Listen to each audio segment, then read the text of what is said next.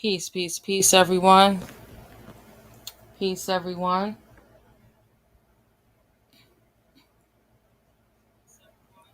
First, I rise, giving all perfect praise to our Father God Allah, honors to His holy divine prophet, Prophet Noble Ali, Islam. I give honors to each and every one of you who continue to come out and participate and support. I give honors to my ancestors. I give honors to my parents. I give honors to my husband, Brother Richard Neil Bey, Islam. So, I'm going to go through a couple of things today. Normally, I would do this on a Wednesday evening, but the last time that I did a live during the daytime, I actually got more interaction, more engagement. So I'm thinking about just doing this in the daytime, to continue to do it in the daytime. So I'm going to see how this goes according to the analytics, and maybe switching it up. So I want to start off with the Holy Koran of the Moorish Temple of America. And I want to go to chapter 26. Pardon me, chapter 46.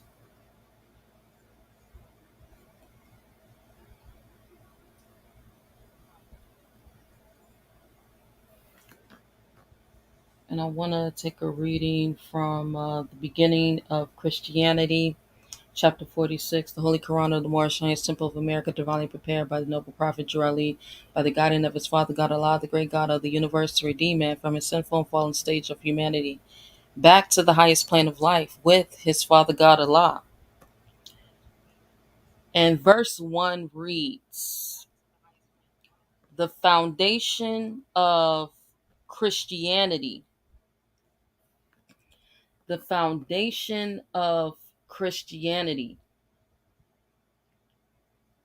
began in Rome. The Roman nations founded the first church, of whom crucified Jesus of Nazareth for seeking to redeem his people from under the Roman yoke and law."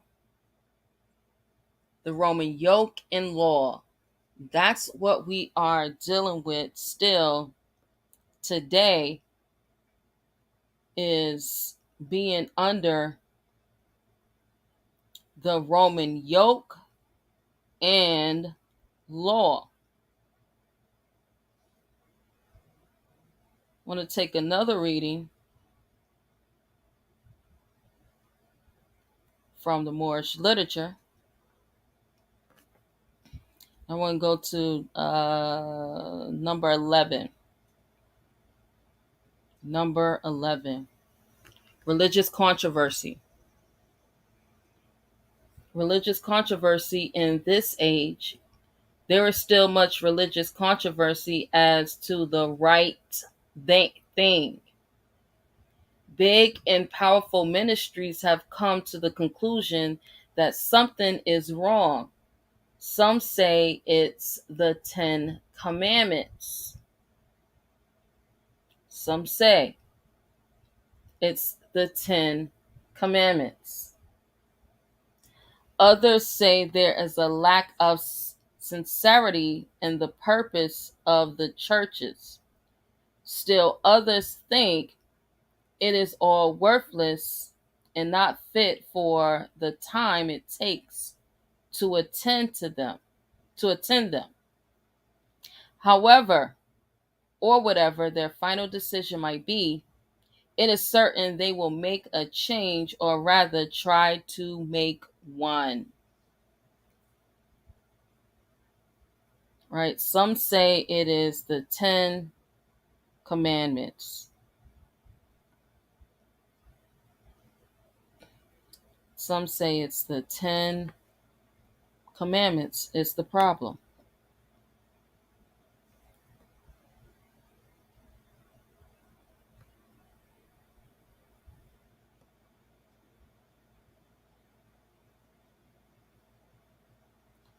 Some say it's the 10 commandments that's the problem. Going back to chapter 46 in the beginning of Christianity, verse 6 and 7 says, these teachings were, let me go back up to number 5. Number 5 says, the holy teachings of Jesus was to the common people to redeem them from under the great pressure, from under the great pressure of the hands of the unjust, that the rulers and the rich would not oppress the poor, also that the lion and the lamb may lay down together, and neither would be harmed when morning came. These teachings were not accepted by the rulers, neither by the rich, because they loved the principles of the 10 commandments. Through the 10 commandments, the rulers and the rich live while the poor suffer and die. The rulers of the rich live while the poor suffer and die through the principles of the 10 commandments. So it looks like the problem, the issue is the 10 commandments, right? So let's go to the 10 commandments and let's go through the 10 commandments. All right, so this is Bible Gateway, right? And this is the 10 commandments. So we're familiar with the 10 commandments, right?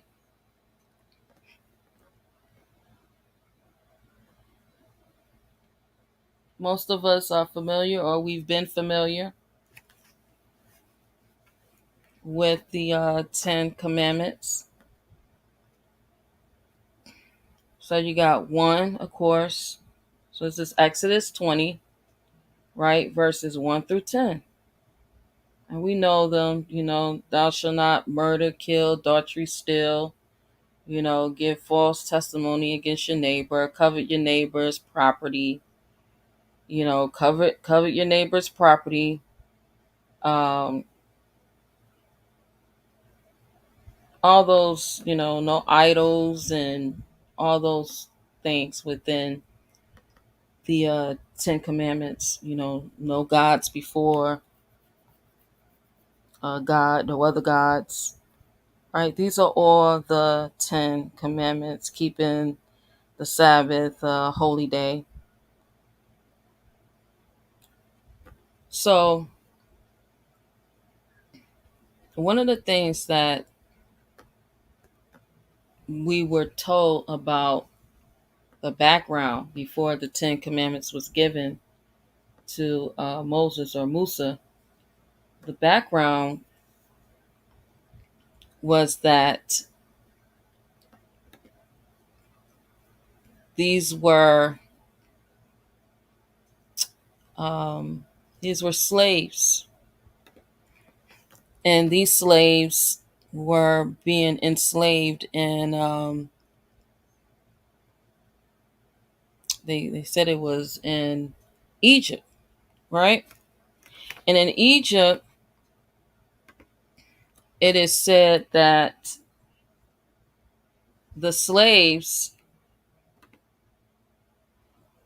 was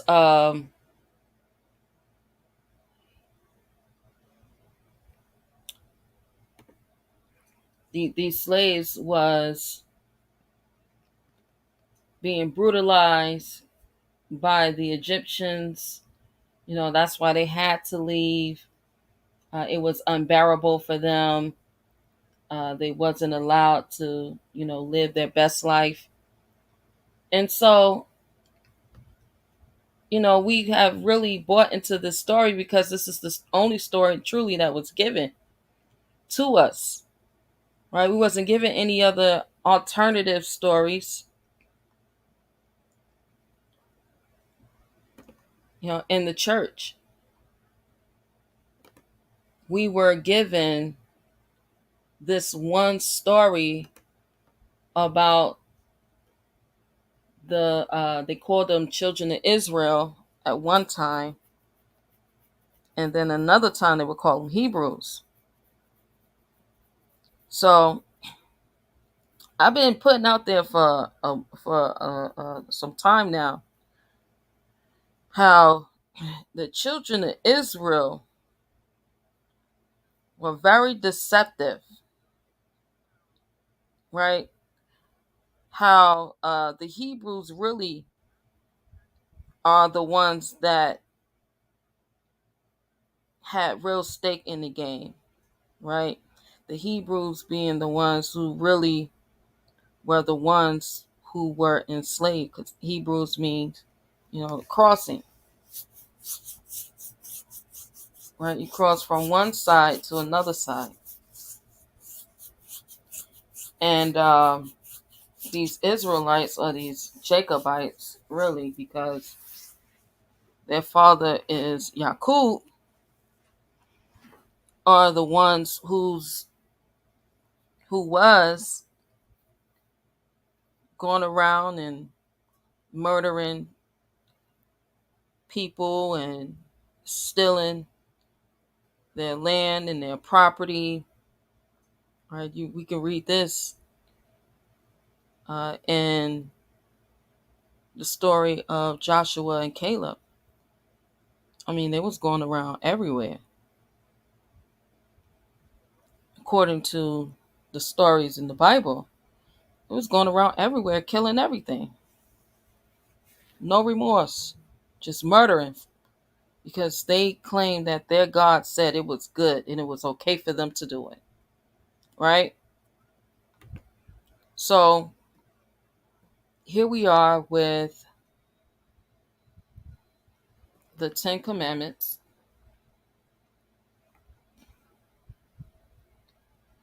And in this Ten Commandments, I want to go through the following of the Ten Commandments, because in the Holy Koran of the Moorish Temple of America, it is mentioned that through the principles of the Ten Commandments, the rulers and the rich was able to not only take over, but to dominate according to their Roman yoke and law. And so I want to go to Exodus 21. In Exodus 21, is now giving more context to what I've been saying about these Israelites. Let me go to the King James Version. Let's see.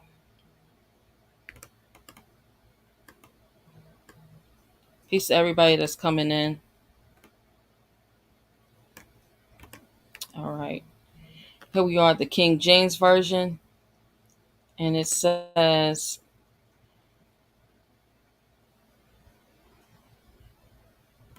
"Now these are the judgments which thou shalt set before them. If thou buy a Hebrew servant," listen, "if thou buy a Hebrew servant," so what slaves do you know that's coming out of slavery, buying slaves? What slaves do you know that's coming out of slavery buying slaves, because we've been using Deuteronomy 28 for a long time, trying to make it seem as if we were these oppressed people under the banner of the children of Israel, right? The Israelites, the Jacobites, right? We've been going along with this story about how, we're going to be free and how we're supposed to be free, but under the same Roman yoke and law that is being used through the principles of the Ten Commandments. There is no freedom for Hebrews.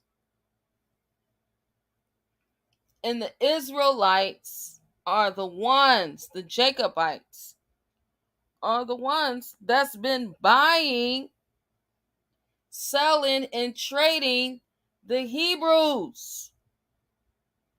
These are not the same people. I keep trying to explain this, but for some reason, we want to correlate them with each other.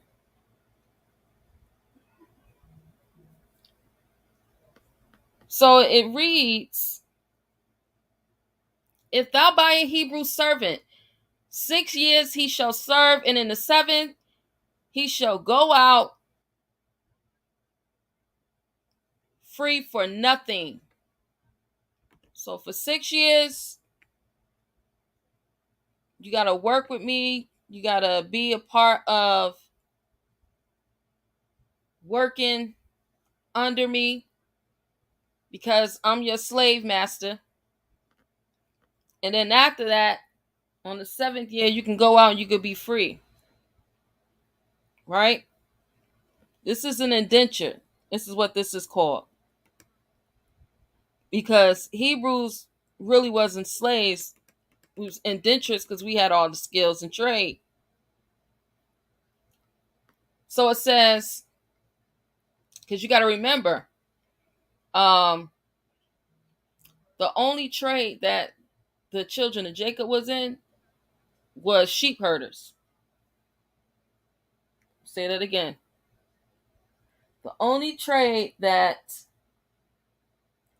the Jacobites was in sheep herding. As a matter of fact, when they came to the Pharaoh of Egypt and he asked them what they did, he was like, Joseph was like, you don't really want to tell me you're a sheep herder. Let's try to give you another name for your trade, because in Egypt, sheep herding is looked down on because you don't require any true skill, according to the Egyptians. Right? So you don't have any skills in masonry. You don't know how to build anything. You don't know how to cultivate civilization. That's what Joseph was saying to his father right before he went to introduce him to the Pharaoh. Right? Because the Pharaoh would ask everybody, what's your religion? What's your skill? What's your trade? We got to put y'all to work. This is a workforce, a labor force. Everybody has to work. Man don't work, you don't eat. Period. It's a lot of y'all. Y'all can't just come in, and it's a famine too. No, y'all just can't come in here and think y'all just gonna be doing nothing but herding sheep. No. Nay. It's not going down. Not like that. So verse 3 says, if he came in by himself, he should go out by himself. If he were married, then his wife shall go out with him. If his master have given him a wife, and she have borne him sons and daughters, the wife and her children shall be her masters, and shall go out, and he shall go out by himself. So if the master gave him a wife and she and him had children, that's not his property according to the principles.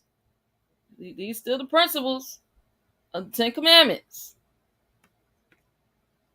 Verse 5 says, and if the servant shall plainly say, I love my master, my wife, and my children, I will not go out free, then his master shall bring him unto the judges.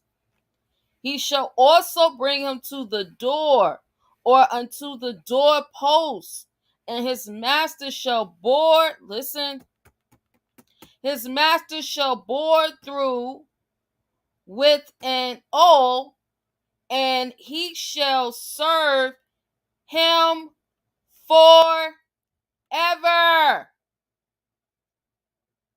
He shall serve him forever. So what is bore his ear with an awl? So you're supposed to give him a mark, his master's mark. He will have his master's mark on his ear forever. And so that was a sign that he belonged to his master forever. So if the wife and the children belong to the master forever, and then the husband belongs to the master forever, there is no getting out of slavery under the Roman yoke and law, under Catholicism, under Christendom, under Christianity. That's why Prophet Noble Drew Ali came to remind us to go back, get from under the Roman yoke and law. Go back to your forefathers and foremothers' divine creed and principles, because that is a covenant from the great universal God Allah to honor your mother and your father, so that your days would be longer upon the earthland. Right? Your days in freedom. Let's go.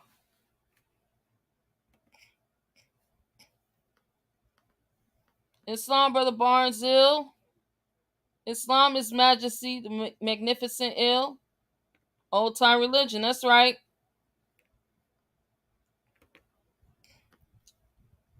He said he will serve him forever. And if a man sell his daughter to be a maidservant, she shall not go out as the maidservant do. If she please not her master, who hath betrothed her to himself, then shall he let her be redeemed, to sell her unto a strange nation. He shall have no power, seeing he hath dealt deceitfully with her. If she please not her master, who hath betrothed her to himself, then shall he let her be redeemed, to sell her unto a strange nation. He shall have no power, seeing he have dealt deceitfully with her. So her master is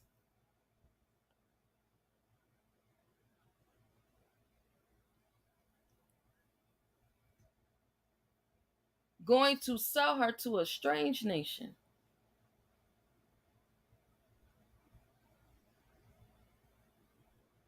Going to sell her to a strange nation. So once he sells her, that's it. Ain't no coming back from that. You sold her.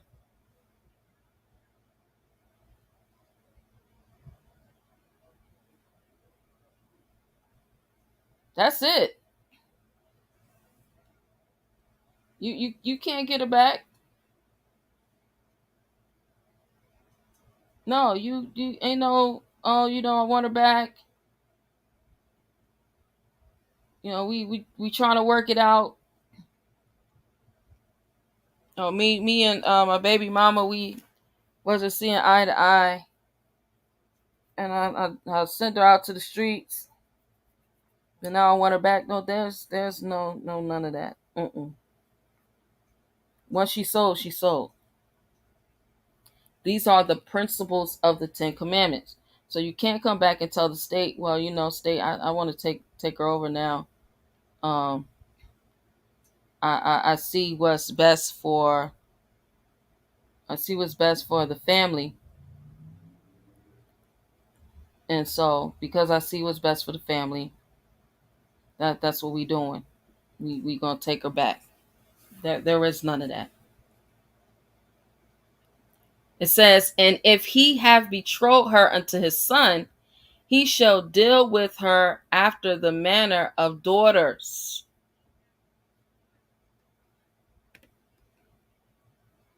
If he take him another wife, her food, her remnant, and her duty of marriage shall not he diminish.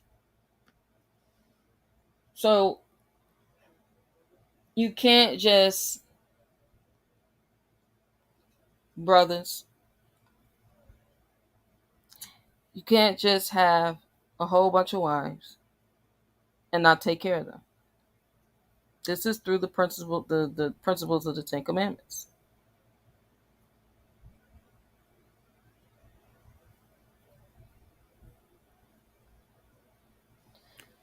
And if he do not these three unto her, then she shall go out free without money.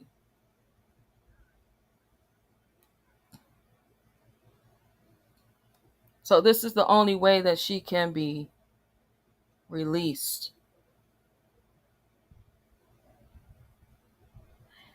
You're not taking care of her. You don't have her living in your home.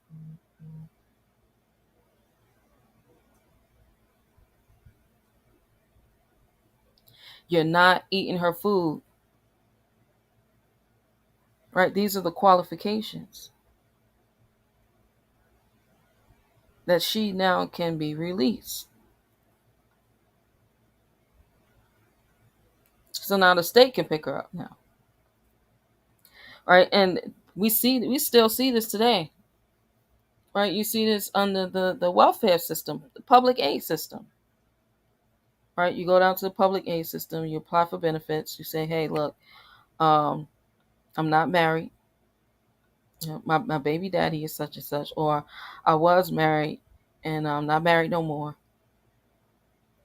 And we got these children together.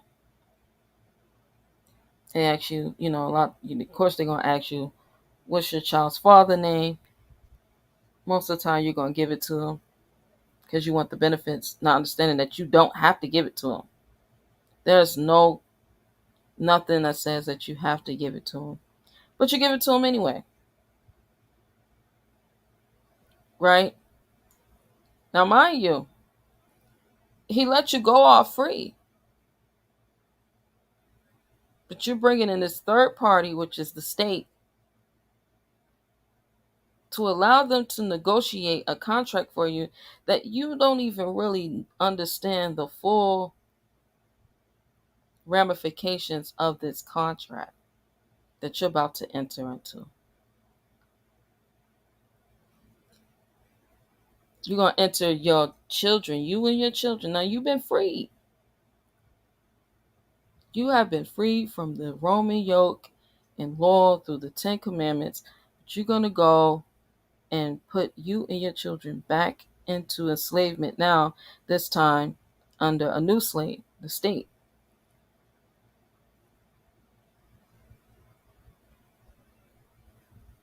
It says, "He that smiteth a man so that he die shall be surely put to death. Eye for eye, tooth for tooth. And if a man lie not in wait, but God deliver him into his hand, then I will appoint thee a place whither he shall flee." But if a man, see, I don't really believe that we truly understand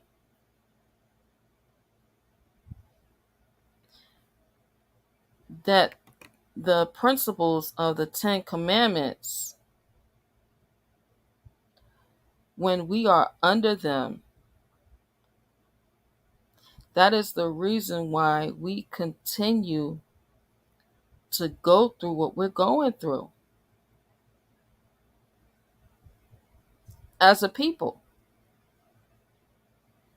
I mean, even Moorish Americans, or those who just say, I'm not a Moorish, I'm just the Moor, because in their minds they believe that ish means something like, but the etymology of ish means your ethnicity, your ancestry, your nationality, has nothing to do with something like. That is a modern definition. That is not the etymology of the word ish. Don't believe me? Let's pull it up. Let's go. We're gonna go to the etymology.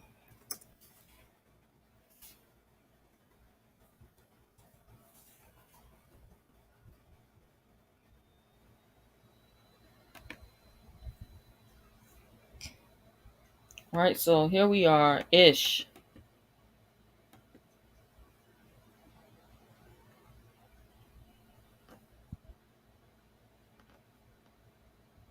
Objective word forming element, Old English, is of the nativity or country of.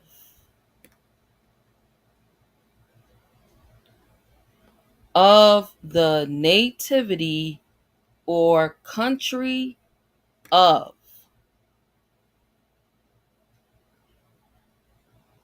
Has nothing to do with something like.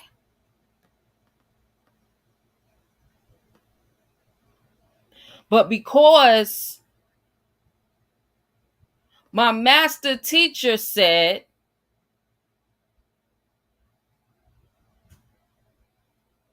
scholar such and such said, and remember, a scholar ain't nothing but a student.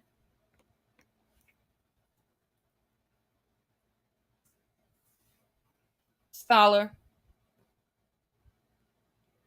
student, student, student, one who receives instruction in a school, one who learns from a teacher, a pupil.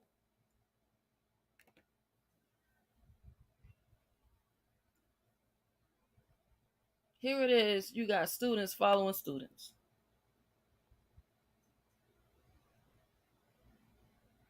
Oh, such and such is a scholar. Some of the greatest scholars have said, all of the greatest scholars, the scholars, the scholars, the scholars. Scholars means student. That's it, that's all.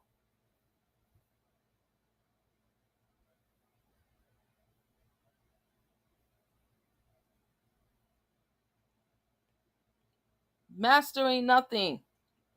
Continuing to learn from the teacher.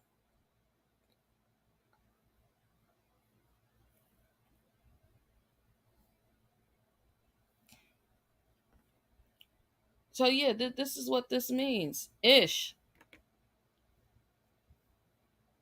Of nativity or country of. Again, has nothing to do with something like, something familiar.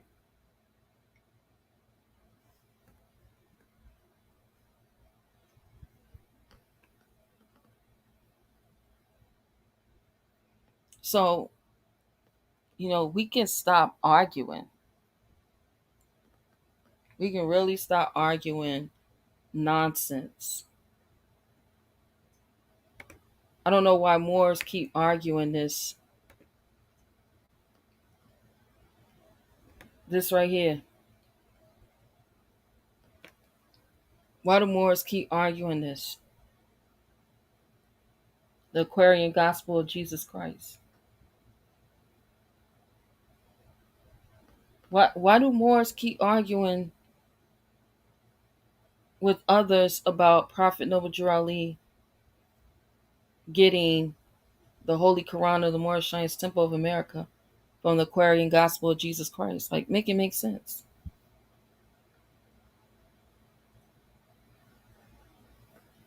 This was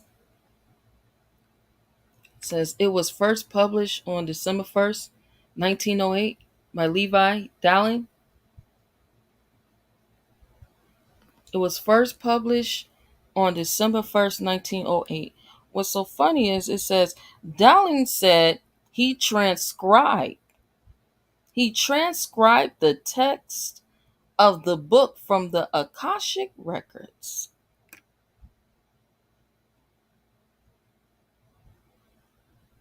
The Akashic records.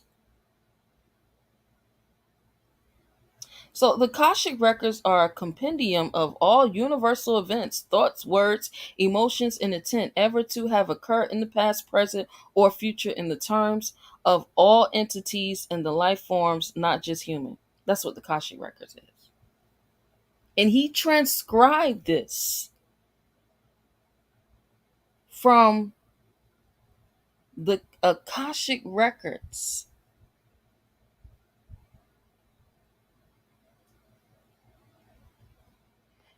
So that means that Levi Dowling did not get this from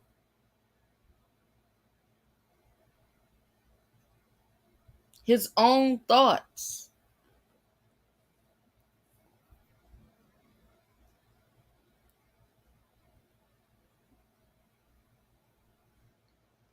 He didn't he not only did he not get this from his own thoughts, but he did not just come up with this on his own. Right? He got it from somewhere else. He got it from somewhere else. So if he got it from somewhere else, how is it that Prophet Noble Drew Ali got it from him? Make it make sense. Because Prophet Noble Drew Ali actually said that he compiled it. He didn't say that it was his, that he authored it,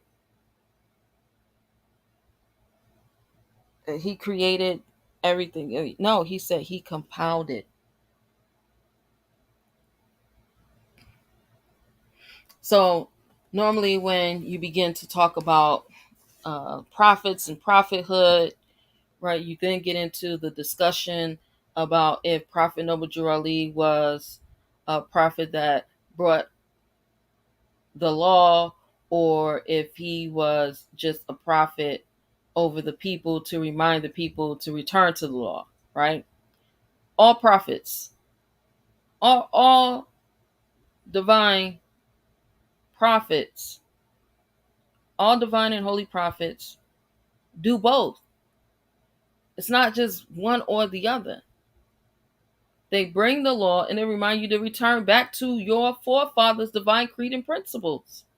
It's that simple. Even we go and we look at Prophet Muhammad.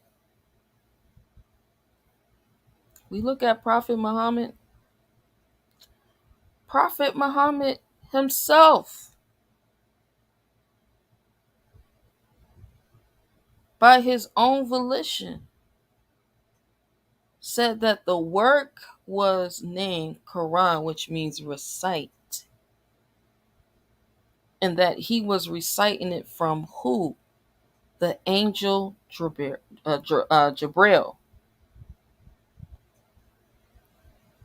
That Jabril told him to recite. That's what the word Quran means, to recite. He didn't bring anything new. He was reminding you to go back to your forefathers' divine creed and principles and Quran and noble Quran. So there really is no reason to be arguing with anyone about where Prophet Noble Drew Ali got the Holy Quran of the Moorish Temple of America from, because he didn't get it from Levi Dowling, got it from somebody else. He didn't get it from Levi Dowling. As a matter of fact, some years ago,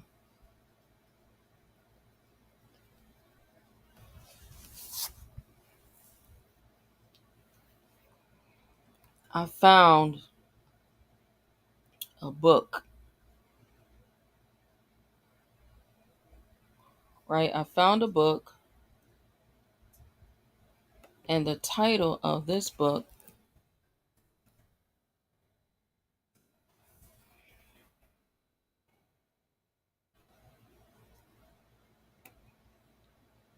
is The Economy of Human Life.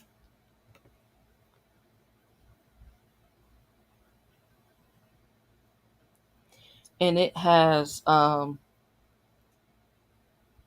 majority of the chapters that we have within the Holy Quran of the Moorish Temple of America within it. There's certain things that's changed, especially like the word Asiatic, and there's other chapters within it that's not within, um, not within ours, and well, not within our pamphlet.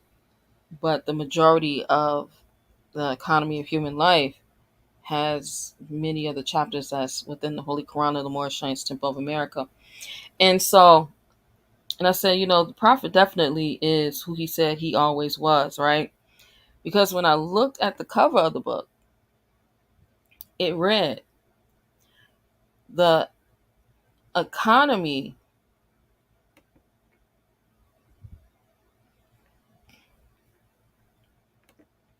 of Human Life, translated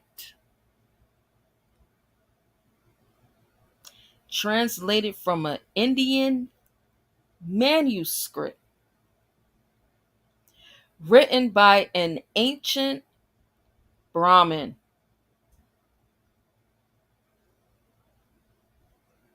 Written by an ancient Brahmin, to which is prefixed an account of the manner in which the said manuscript was discovered, and a letter from an English gentleman residing in China.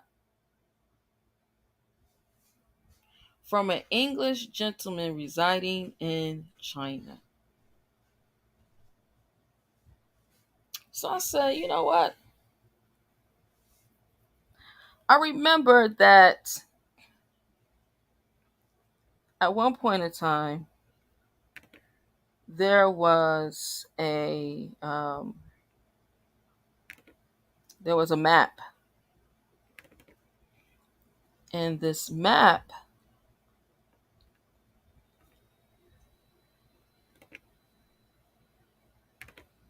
showed that America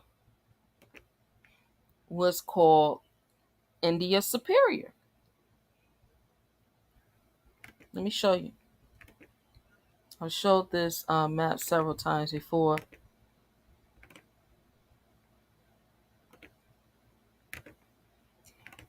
India Superior. See it? Right here.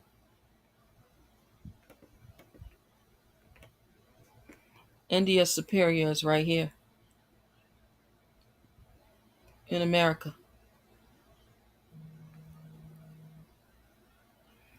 Then you have China. I said, well, hold on. I know China was right here as well. In between both of these Indias is China, right? You got Cathay. So, if the title of the book was The Economy of Human Life translated from an Indian manuscript, so that means that the manuscript came from here, written by an ancient Brahmin, to which is prefixed an account of the manner in which the said manuscript was discovered, and a letter from an English gentleman residing in China, that means it came from here.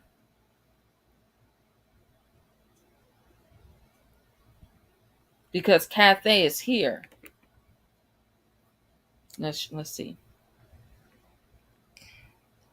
Let's go to it.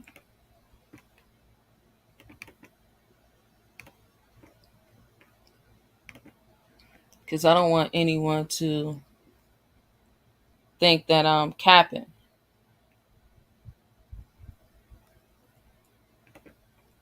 I want us all to be on one accord.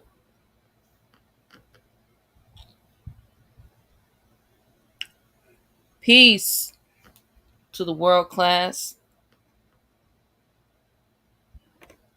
If y'all haven't already, go ahead and make sure you subscribe to his channel. If you haven't already, make sure you thumb up this video and share it out to everyone. So yeah, you don't have to you ain't gotta argue and fight about, Prophet Noble Ali just copying Levi Dowling, because Levi Dowling, he didn't come up with that on his own. No, that's not his.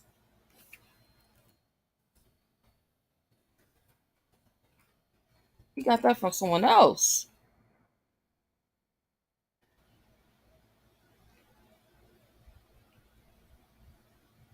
So Cathay,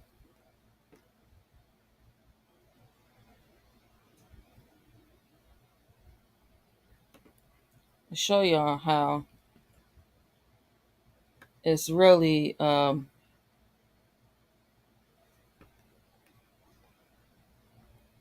it's really part of the Moorish Empire, or the Al-Maghreb,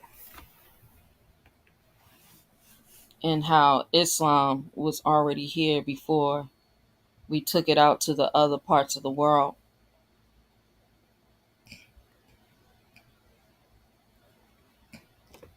So here we go. Let me share this. Share the screen for y'all.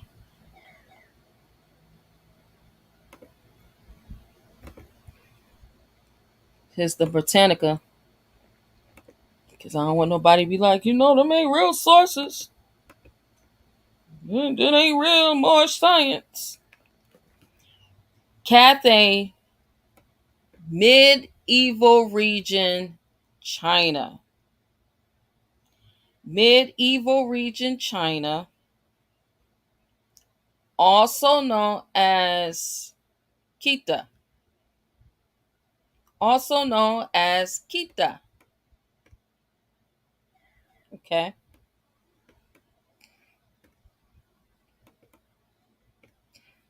Cathay, name by which North China was known in medieval Europe. The word is derived from Kita. Kita or Khitan, the name of a semi-nomadic people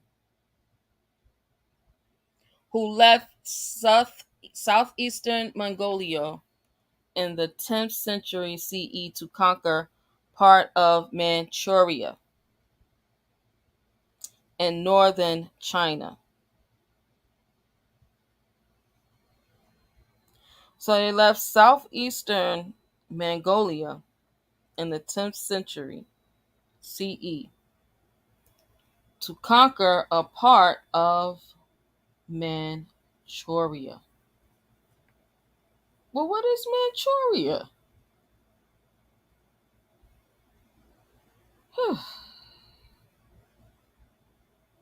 What is Manchuria, y'all?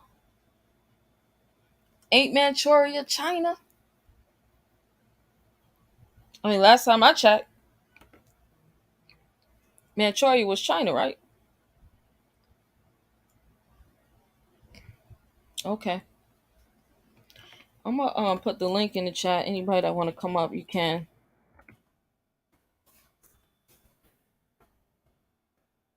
Manchuria is China. So Cathay, name by which North China was known in medieval Europe. The word is derived from Kita or Khitan, the name of a semi-nomadic people who left southeastern Mongolia in the 10th century CE to conquer part of Manchuria in northern China, which they held for about 200 years by the time of Genghis Khan died, 1227. The Mongols had begun referring to North China as Kita and South China as Mangi. Kita is still the Russian word for China.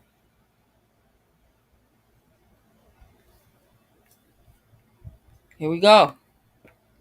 Either Muslim merchants or two Frankish friars who visited the ancient Mongol capital of Karakorum or Karakorum in 1246 and 1254 are thought to have introduced the name Cathay to Europe. But Marco Polo, 1254, 1324, who journeyed to China almost 50 years later, was the one who really put the image of Cathay before the European public. See, it wasn't good when the Muslim merchants did it, right? It wasn't good when the Muslims did it. It wasn't good when the Moors did it. It wasn't good when the Berbers did it, when the Turks did it, when the American Indians did it. It wasn't good until Marco Polo did it. You know, there's a forever sentiment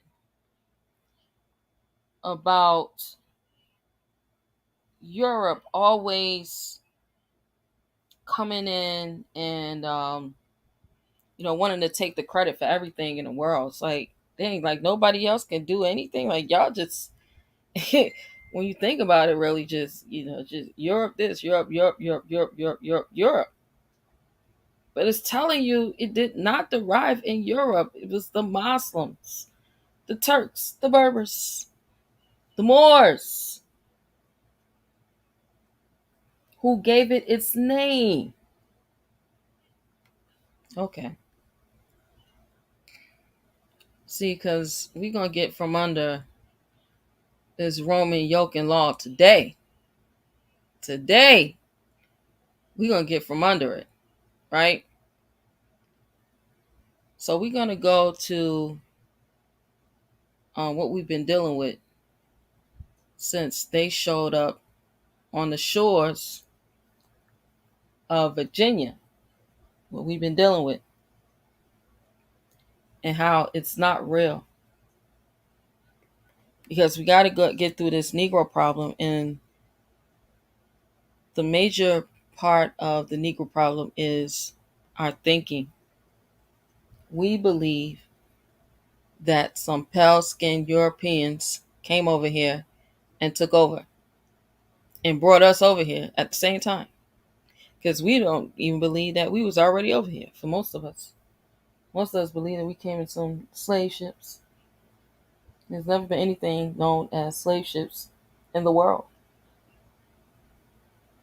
But Europe has created this falsified tale of these slave ships, and how we were Africans and we was brought from Africa, put on these ships, brought here, was able to live through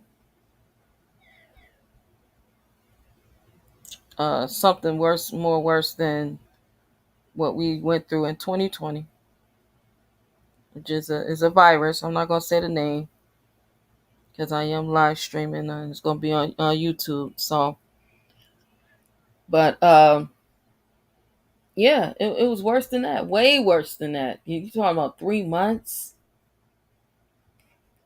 So that's women with 3 to 4 menstrual cycles,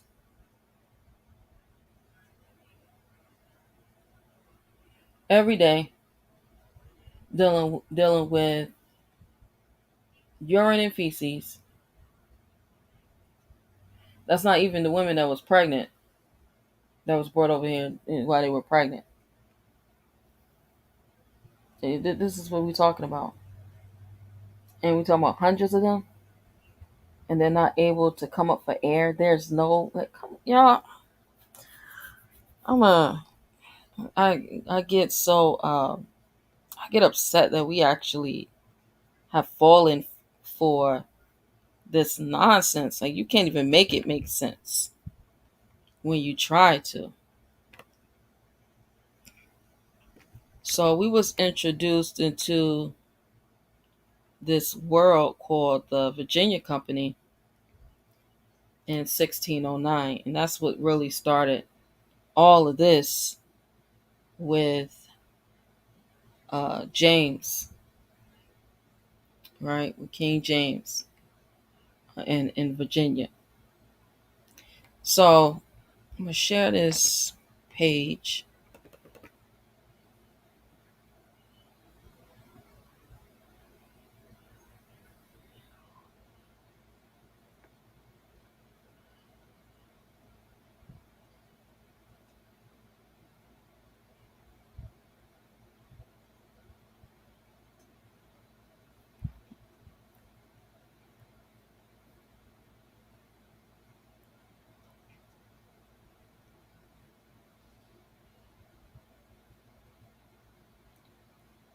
All right, give me 1 minute, y'all. I got somebody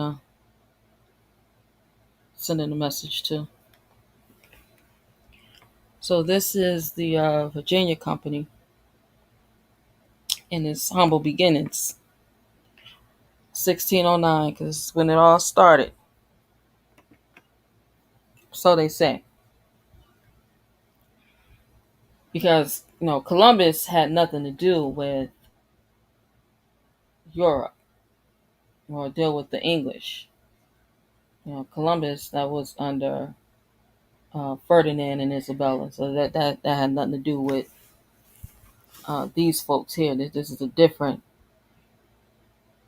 nationality of people. So it says the treasurer of the company, 1609 20th, the Virginia Company. Although many illustrious men had preceded him in the attempt, Sir Thomas Smith had the satisfaction of successfully starting this company. He obtained its charter of incorporation under the title. So this is the full name of the company, y'all. It's called the Treasurer and Company of Adventurers and Planters of the City of London. That's the name.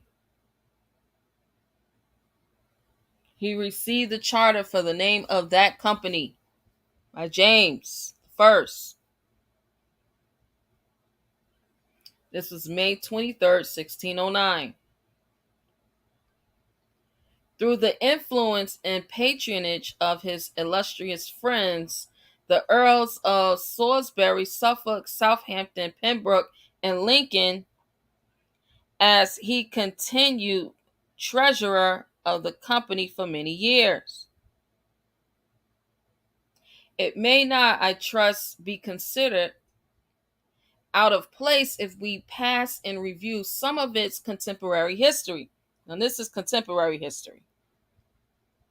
A graphic description of the newly discovered country as it was then called is given by Captain Christopher Newport. See, Captain Christopher Newport is not the same one as Christopher Columbus, y'all.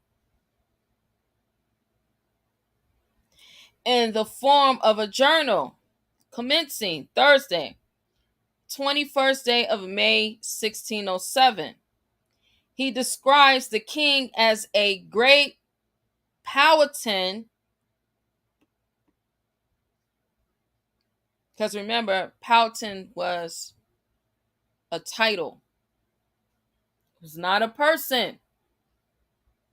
Just like chief is a title, sheik is a title, emperor is a title.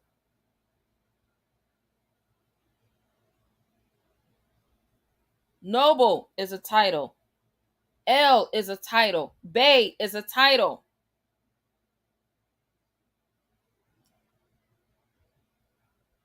Ali is a title. Jesus is a title.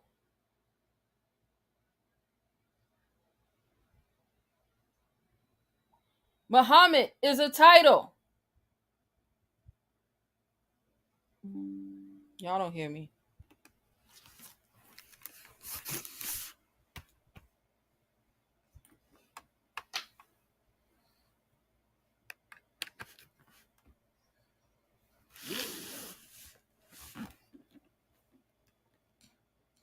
Titles. Islam Princess Mayati Bey. Thank you for coming on.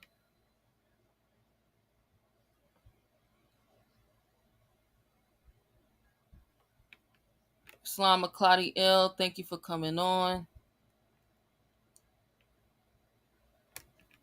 I see you in the I see you, but then you went back out. Come back in.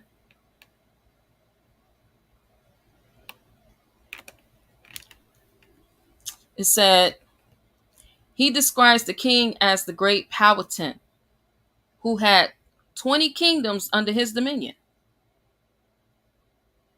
Like a pharaoh. Like the pharaoh. Right? Pharaoh is another title. He praises the general appearance of the inhabitants. Like all uncivilized nations, the men hunted and the women worked. They dwelt in villages of 500 people or thereabouts. They had many wives and sacrificed to the sun, were witty and ingenious, expert thieves, and could take up anything with their toes while looking at one. Nevertheless, a most kind and loving people. Right? So when they say uncivilized, it's so that they can get money from the crown to be able to come over here and set up trade with us. And how do we know? We know that we started civilization. We can even go back to one of my favorite books,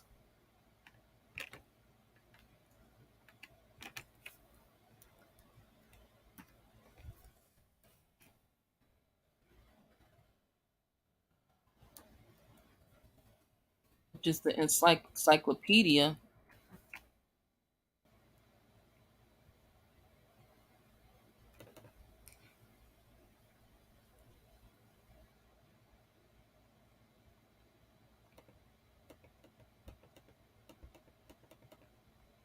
Let's see if I can find that encyclopedia.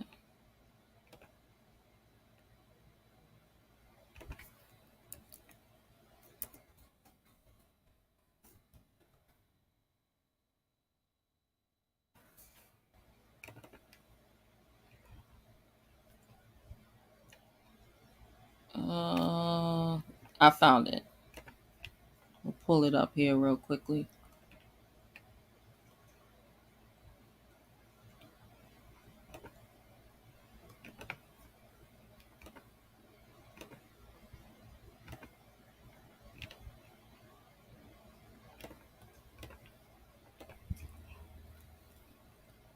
Now, this is the Encyclopedia of American Indian Contributions to the World. 15,000 years of inventions and innovations. 15,000 years. Morris, how old is the Moorish flag? Over 10,000 years. Here we got 15 years of inventions and innovations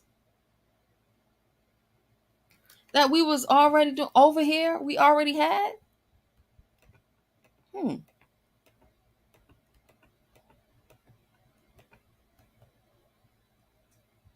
Let's look up some of these inventions.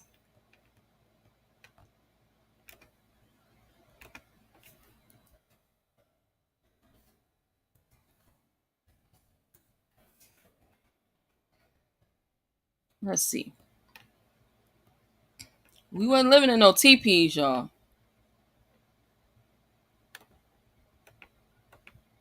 We was not living in no teepees.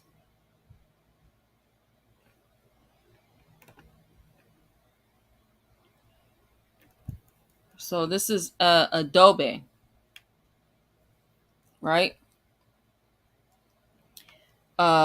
A mixture of clay and water called adobe was one of the primary building materials used by American Indians of pre-Inca Peru. See also pyramids, Mesoamerica, and the North American Southwest of what is now the United States. Applied wet as plaster or mortar or mixed with plant fiber and dried into bricks. Adobe enabled builders to construct vast apartment complexes referred to as pueblos by the Spaniards throughout these regions. So yeah, we wasn't living in no teepees, and we was definitely civilized if we was creating vast apartment complexes.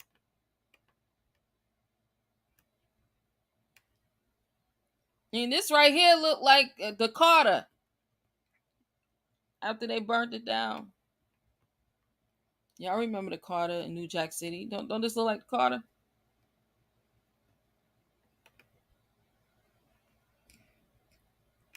Agriculture. Agriculture, the science of cultivating the soil to the crops. The science, come on now, if you ain't got no civilization, how do you know science to cultivate crops or cultivate the soil to produce crops? My bad. Agriculture, the science of cultivating the science of cultivating the soil to produce crops, arose independently in 4 areas of the world, 2 of them in the Western Hemisphere, and Meso in South America. Farming based on what? Corn, squash, and beans began in the floodplain of the Tuhican Valley of what is now Mexico in about 8,700 BC. So when they say Mexico, right, we're so used to, the boundaries of Mexico today, but we forget that Mexico was really the whole western part of the United States of America. So when people be like, well, that was down in Mexico, because some of us just can't correlate common sense anymore. They said that was down in Mexico. No, they said in Mexico. See, some of us forget that Mexico was here in the northern part of America. A lot of us even forget that Canada is America. Let's go. And this corn, squash, and beans, that's actually a way to grow, to keep your to keep not beans, but corn, squash, and peppers. It's a way to keep your soil fertilized. It also is a um, natural uh, insecticide as well, to keep the mosquitoes away when you grow it in what's called the Three Sisters method. So for any of you all that grows, um, now when you add beans to it, is the Four Sisters method. But when you do corn, squash, and peppers, you're going to keep your soil. You're going to keep your soil the best that it can be. You won't have to put all of those preservatives and additives into it, because it's going to naturally grow the food extremely large. So you might have to get you a deep freezer, because you might have to blanch some of your, especially fall and winter is coming up. You might have to blanch your vegetables and put them away. You might have to can your vegetables, and your fruits, and put them away. But yeah, this is when it's four of them, it's the four sisters, and when it's the three, corn, squash, and peppers, the Three Sisters method. But enough of that. It says corn, squash, and beans begin in the floodplain of the Tehucan Valley of what is now Mexico in about 8,000 to 7,000 BC. At about the same time, manic and sweet potato cultivation arose in the tropical forests of what is now Brazil and Guatemala. And potato-based farming developed in mountainous highlands of the Andes in what is now Peru. Indigenous people living in the eastern woodlands of what is now the United States independently began cultivating goosefoot, marsh elder, sumpweed, squash, and sunflowers. Erect knotweed, little barley, and maygrass, all seed-producing grasses, were also domesticated. All of these plants grew along river flood plains. By 2000 BC, Native Americans in eastern North America were planting and harvesting at least four of these plants, and were well on the way to depending on agriculture rather than gathering for their livelihood. Corn seeds was brought into the area from what is now Mexico. Corn seeds have always been in Mexico, because Mexico was right here, about 8200. But maize, another word for corn, remained a minor crop for eastern farmers until about 8800.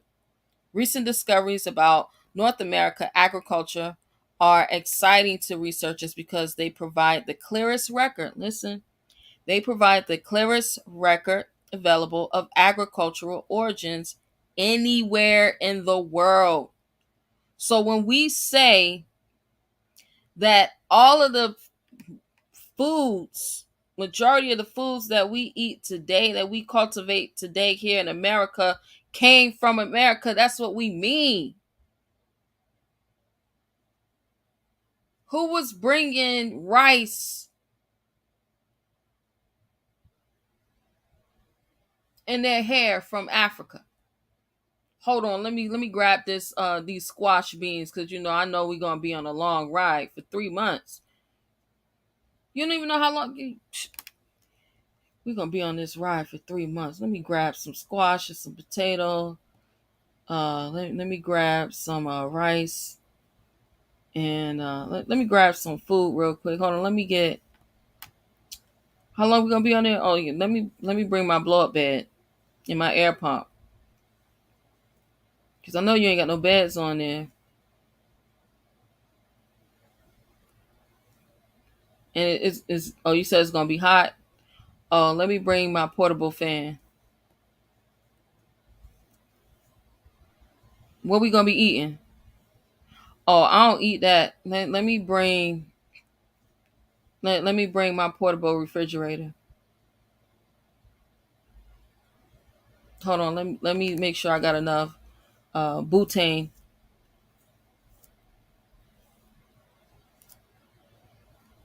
for my little gas stove. I got my little propane stove over here. Let me make sure I got enough.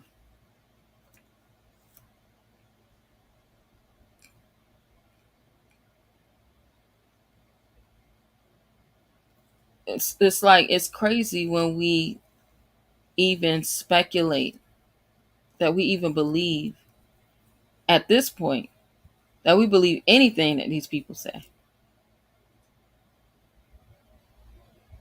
Ain't these the same people that you claim and swear down that just brutalized your ancestors so bad and stole them from their mother country, their mother Africa, but you're going to still believe them to educate you properly?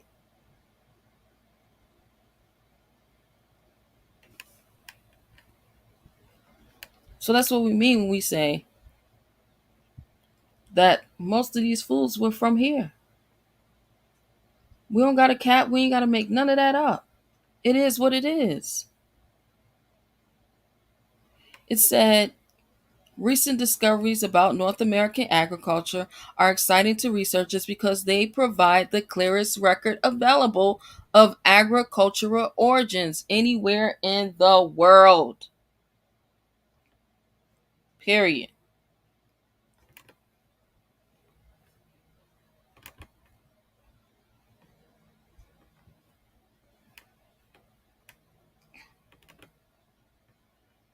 Okay, Brother Barnesville here. Brother A. McCladiel here. Peace.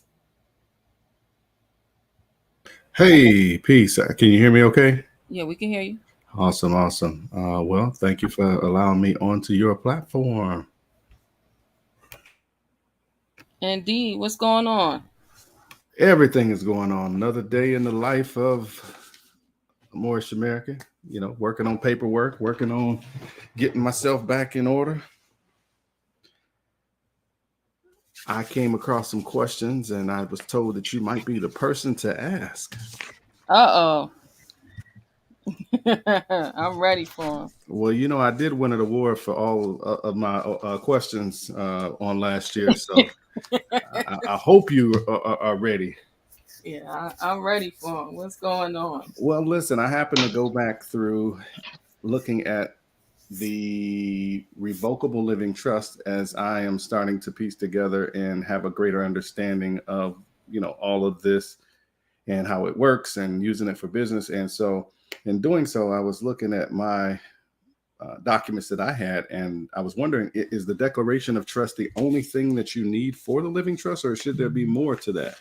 I'm somehow only seeing that, but perhaps I put it somewhere else and, um, forgot where I put it. Would be my first question. Is that that's the only thing you need to kind of operate with it, or what else is there?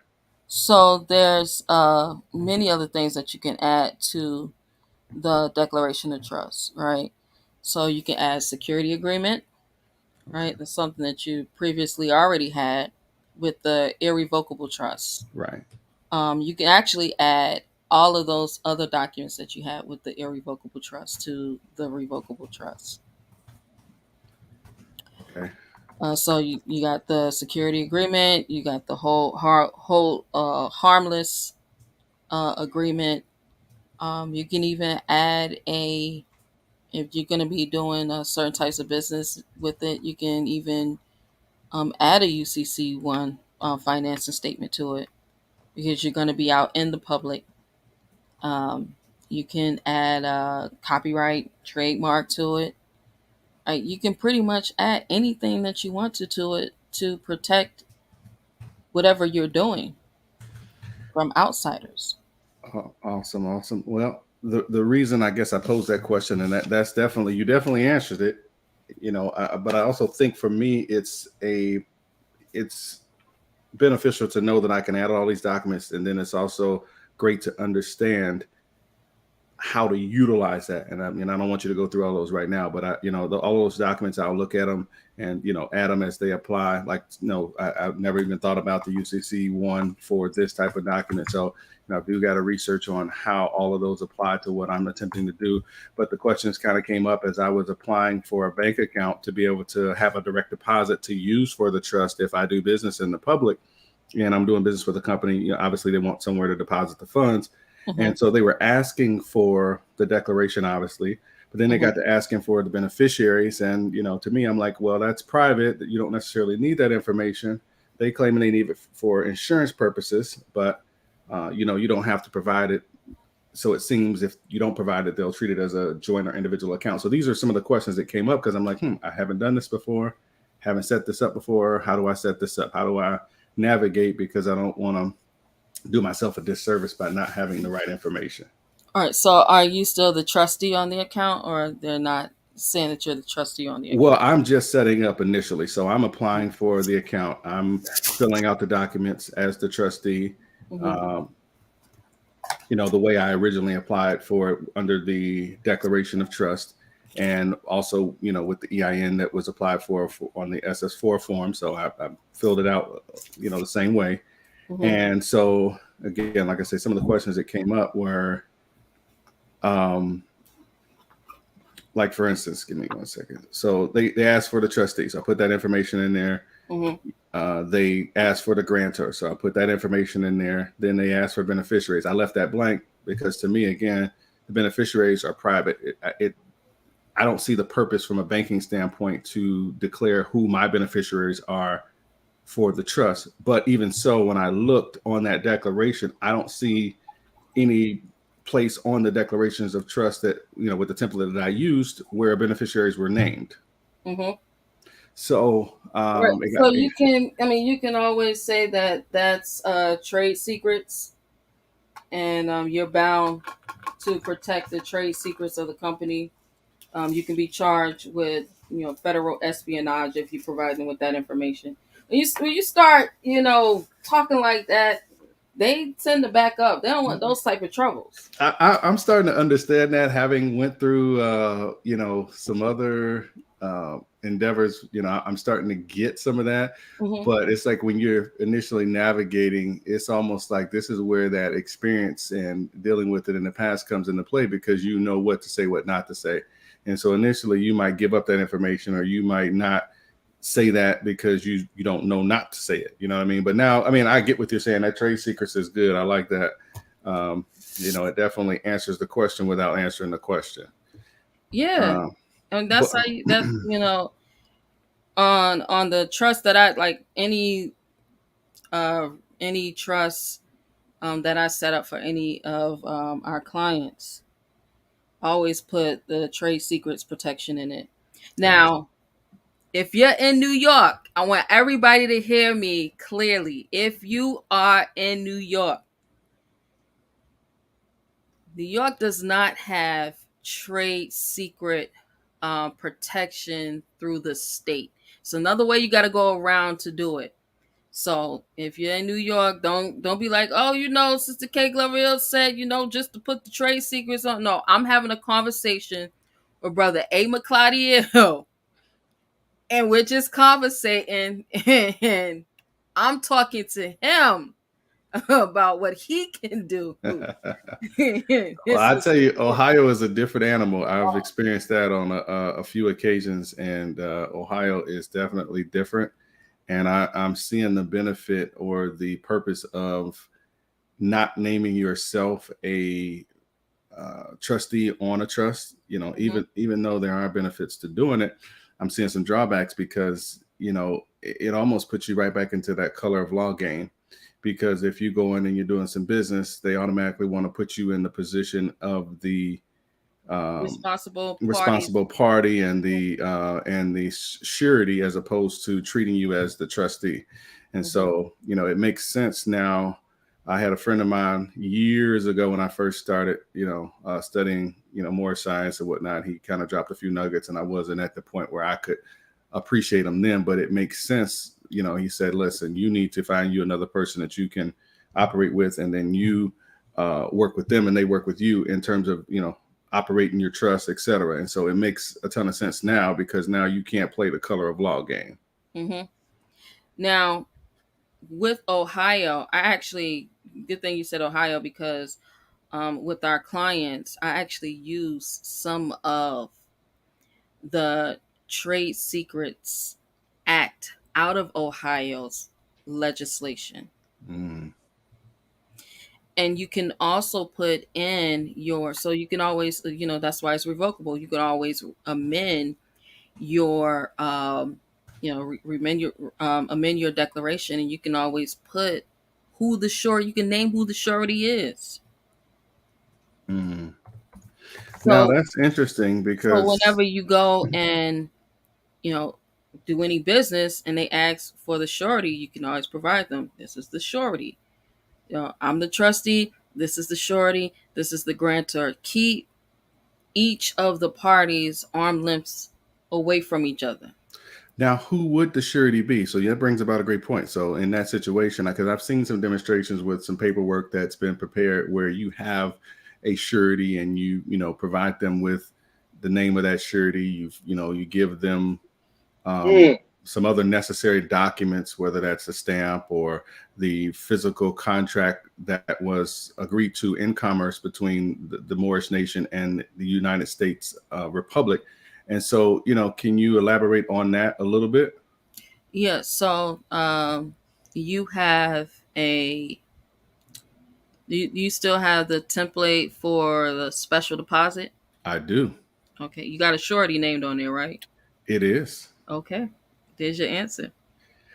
Well, the reason I asked you to expand upon that is, there may be somebody else listening who Yeah, may those are need to trade. apply. Those are Those are trade secrets. trade secrets.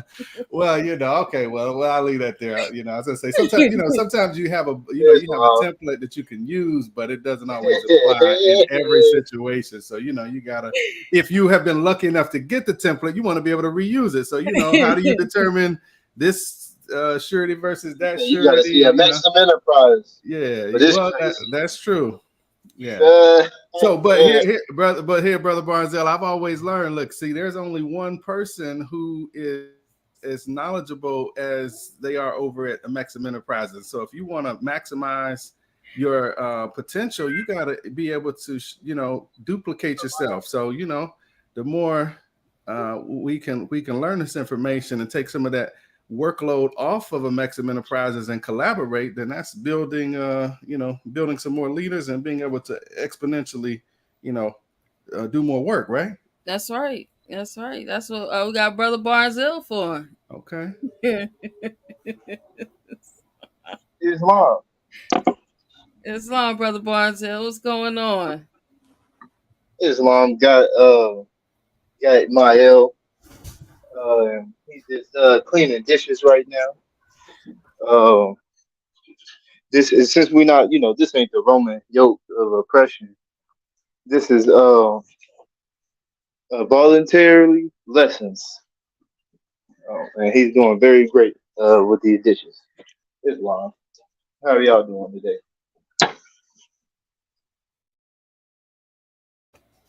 Indeed, indeed. Yeah. So, it's all a part about, it's all a part of getting from under the Roman yoke and law. Uh we always want to, we always want to show and prove, right? But we want to do it with as much as minimal contact. We want to do it always in the bounds of moderation. A lot of times, because of what we're going through, we tend to get kind of manic, where it's just like, I gotta throw everything at them because they're throwing everything at me, and I gotta do it this way and I gotta do it that way. Now, I've learned that the best approach is going to be when I don't really have to deal with so many individuals. I can deal with just, that top person and their secretary, right? Or that top person and their chairperson, whomever that be. That's who I need to be dealing with. I don't need to deal with everybody in the office, because everybody in the office is not going to be able to get me the results that I need. I just need to deal with the head, and that's it, and that's all. All right. So, yeah, Brother Emma Claudia, I hope that answered your question, about, how to, operate from time to time through the trust. It does. It definitely gives me something to think about, and kind of, gives me a little bit more guidance and kind of another piece to the puzzle. I know this is an ongoing learning experience, at least for me. So I'll take that, put that feather in my cap, and keep it moving. Cool.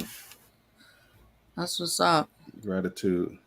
Indeed. Yeah. Well, so anyone who want to get more information about, setting up your trust and your estate, working through your home office, then get at us. I'll put the link so you can set up a free consultation with Amexem Enterprises, and we'll look to see what we can do, for you in that aspect. Anyone dealing with um, child abduction through child protective services.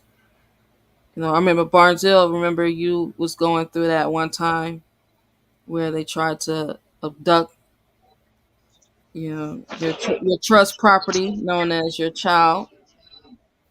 And what happened in that situation? Islam. Praise be to Allah.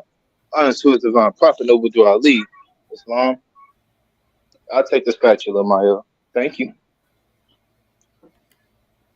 Um, yeah, these portions was interesting indeed, dealing with um the child abduction agencies, and it was just a lot of fear tactic being imposed on demanding to be able to lay eyes on the trust property, and I didn't comply.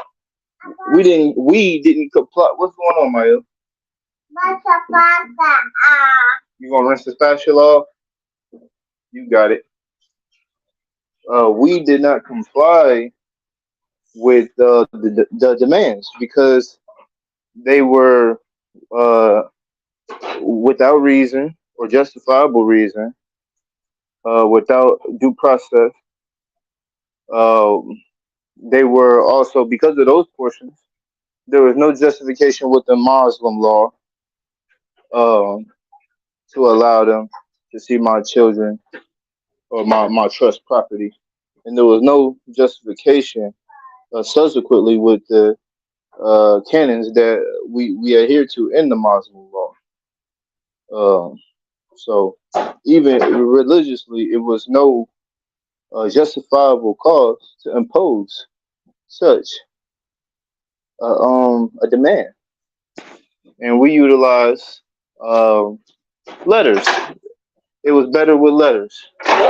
Um, exercising power of attorney over your trust property's title, um, exercising power of attorney um,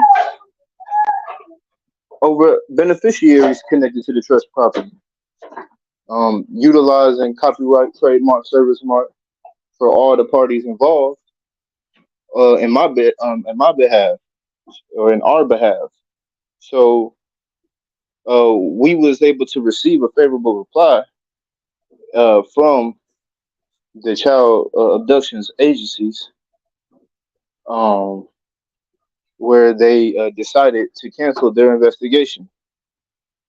And the reason why that was such a beautiful occurrence is because they had threatened to take the trust property. Islam. Islam. So Islam, the Moorish Temple of America was also able to intervene uh, with the Prophet's family services. That's a paraphrase. Um, so yeah, these portions for having our own vine and fig tree, and definitely making sure we got our sheiks set up so we can operate in a representative aspect for our families and our property, etc. I yield. Islam. Well, so did you just say that the Moorish Science Temple of America has its own Moorish American Children and Family Ministry that can provide assistance with any children and family services that's needed? For any Asiatics that is interested in joining the Moorish Science Temple of America Mm-hmm. Temple Tomb Home office, I will be more than willing to show receipts uh, in the private as well. But yes, there is a family services uh, in the Moorish Science Temple of America by the Prophet Noor Ali or Drew Ali, and Alhamdulillah, we are able to use our religious family services as representation. Mm-hmm. Um, say a doctor, for instance, would like to sign a waiver for the Moorish Temple Family Services. A doctor can sign the waiver. Woo! Islam, Islam. That's powerful right there. That right there is some. What a doctor can do? What now? Sign a waiver they for can what? the I don't remember the proper term, but I like the Prophet's Family Services. Mm. And Mm-hmm. yeah, in Juridical aspect, I like the Prophet's Family Service. Mm-hmm. Mm. So yeah, Wow. um, doctors can sign it. You can use uh, having membership to be able to get breaks in ways. I mean, being part of a religious organization or and a body politic, it does have its perks when one is able to use them. Right. Um, utilizing baptismal forms is like one of the perks uh, that I've been able to apply so far. Mm-hmm. Mm-hmm. Um, So you've been able to utilize the baptismal form instead of what? What was that in place of? well, what they consider the birth certificate or Mm.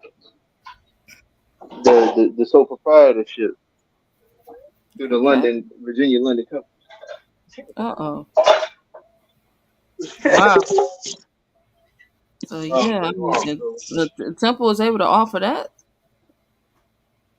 the temple was able to offer that. I mean, any religious organization is able to offer a baptismal certificate in regards to dealing with government affairs or in business as well. So you mean to tell me Any organization. I don't have to have a birth certificate? No, I thought I had to have a no. birth certificate. I mean, and I'm just asking because this is what this is what the majority of us think. We think that we have to have a birth certificate. Well, why would you? Why would they think that? That's what's That taught. was my first question. And Oh, that's what's um, taught. yeah. I mean, I was taught a lot of things that hmm, I was That's taught a lot of part of the things that were. lies and the deception. Oh, Baba, no, no, no, no, Baba. That's part of the lies and That's that indoctrination we get about them birth certificates and the whole nine, and we need this and we need that. That's just so they can trade those jokers on the stock exchange and make some money off us. Oh, But that's a whole nother conversation for another day. woo, man. Islam, so Islam, praise be to Allah.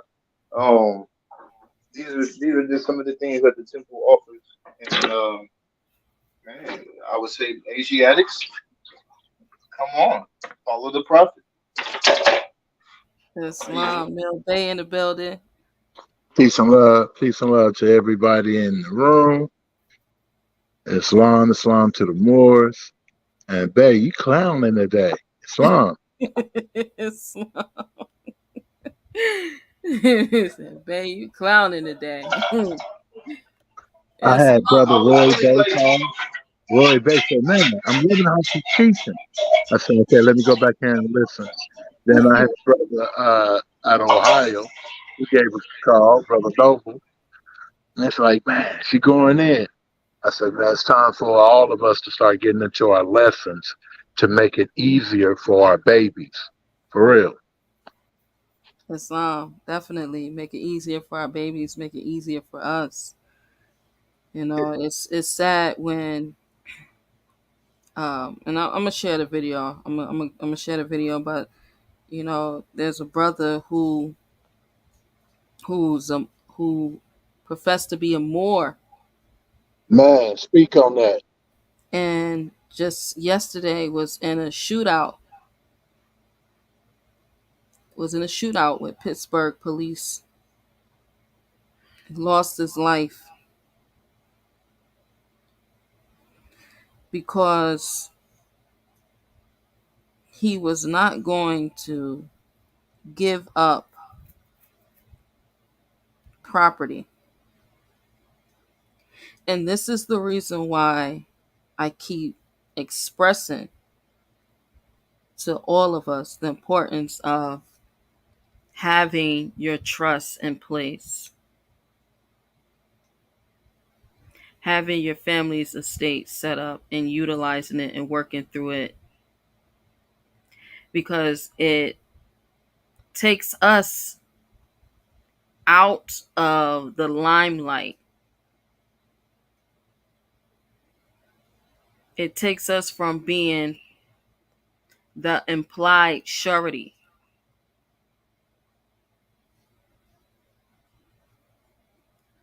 Right? We don't have to constantly put ourselves up on auction. Prophet Noble Drew Ali already told us what to do. He said that we need to set up businesses. Your business is your trust. And out from your trust, you should be working your family office. In your family office, you should have different types of organizations, foundations, businesses, enterprise that you should be working out of. I mean, a lot of us talk about taxes all the time, but shoot, you can go and apply for tax reseller's license through the state, and you provide that anytime you go to any store, and that's tax exempt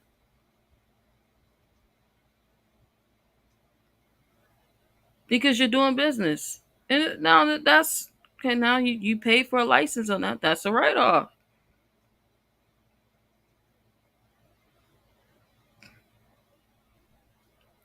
But a lot of times we don't want to do any of that because we like I don't know what it is, but the stuff that I've seen more is uh etch and sketch.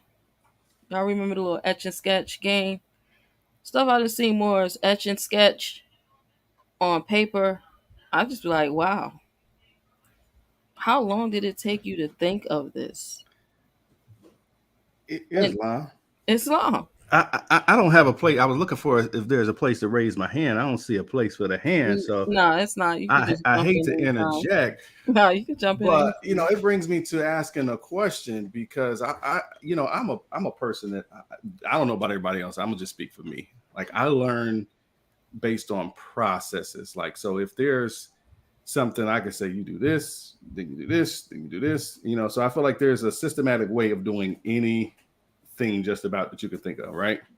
So in saying that, is it safe to say that sometimes like you just dropped a nugget right there that I don't even think a lot of people caught when it comes to that reseller's license? Because I've had one in the past, and there's more to it. There's different types. You've got vendor's license. You got all kind of licenses that you can get, and I hadn't even considered that from a tax exempt standpoint. But is it safe to say that sometimes we may not know what to ask, or we may not know what to do? So a confused mind will do nothing, so to speak. You know what I mean? So is that, I feel like we've got to be able to know which direction we need to go in. And man, I mean, sometimes I know you come up with some phenomenal ideas. I'm like, man, I would have never thought of doing it that way. I would have never thought of that.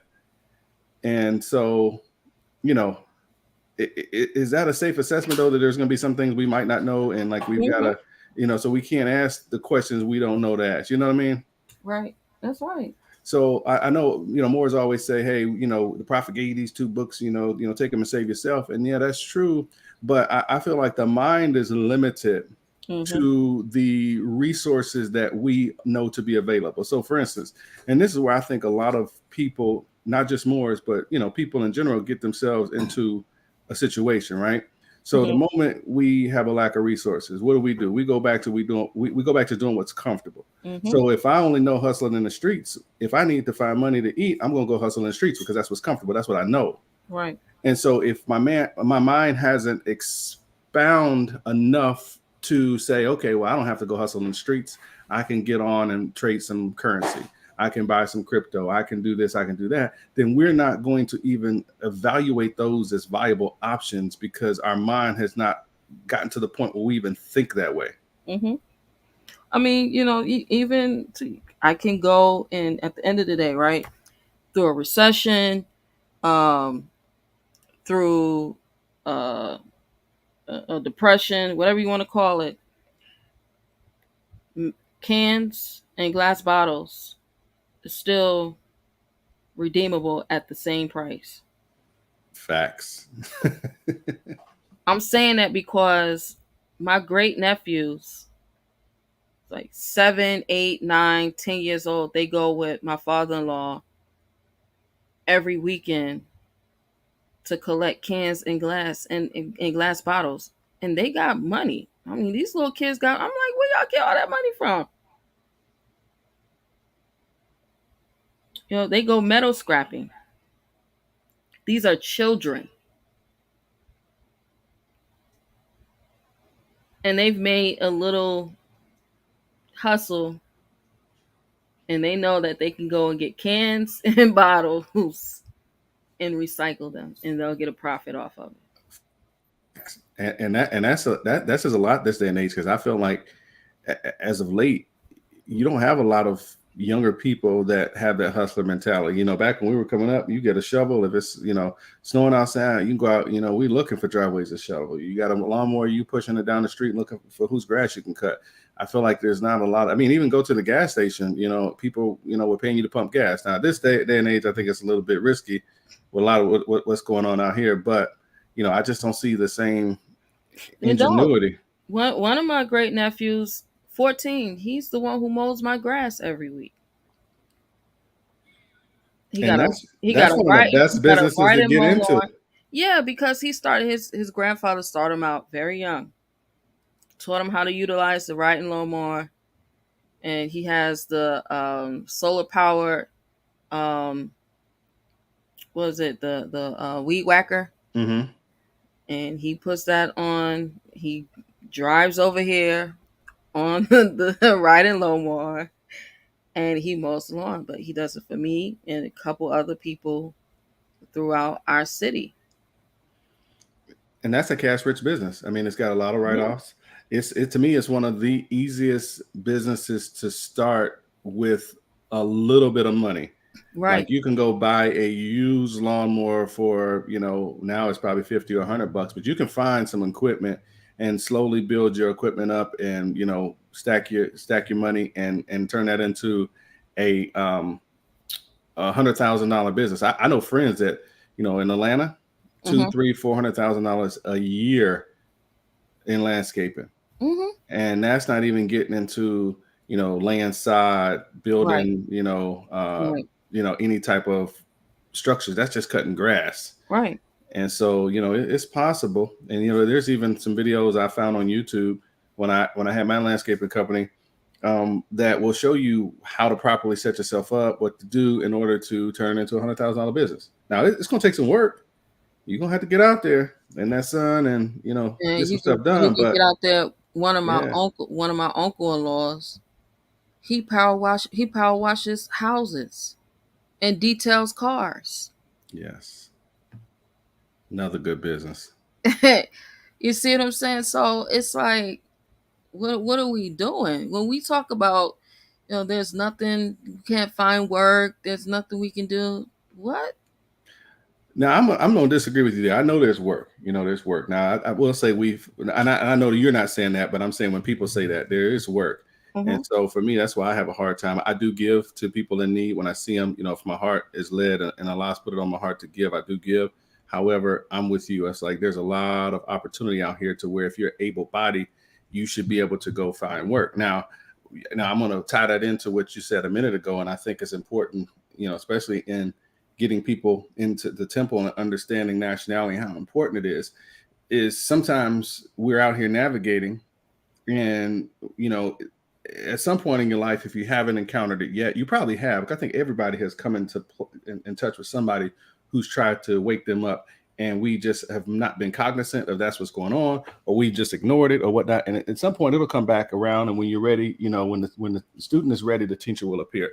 And so at Mm-hmm. some point, you'll get the message, whether it's this lifetime or another one. You'll get it when it's time for you. But I say that to say that a lot of times that we can get ourselves out of the system and before we get caught up in the matrix, it's a lot easier to navigate. Just like Mm-hmm. Brother Barnesdale was talking about dealing with his trust property. If you can get yourself right before you get into the child support Mm-hmm. system, it's a Mm-hmm. whole lot easier than trying to get out of it.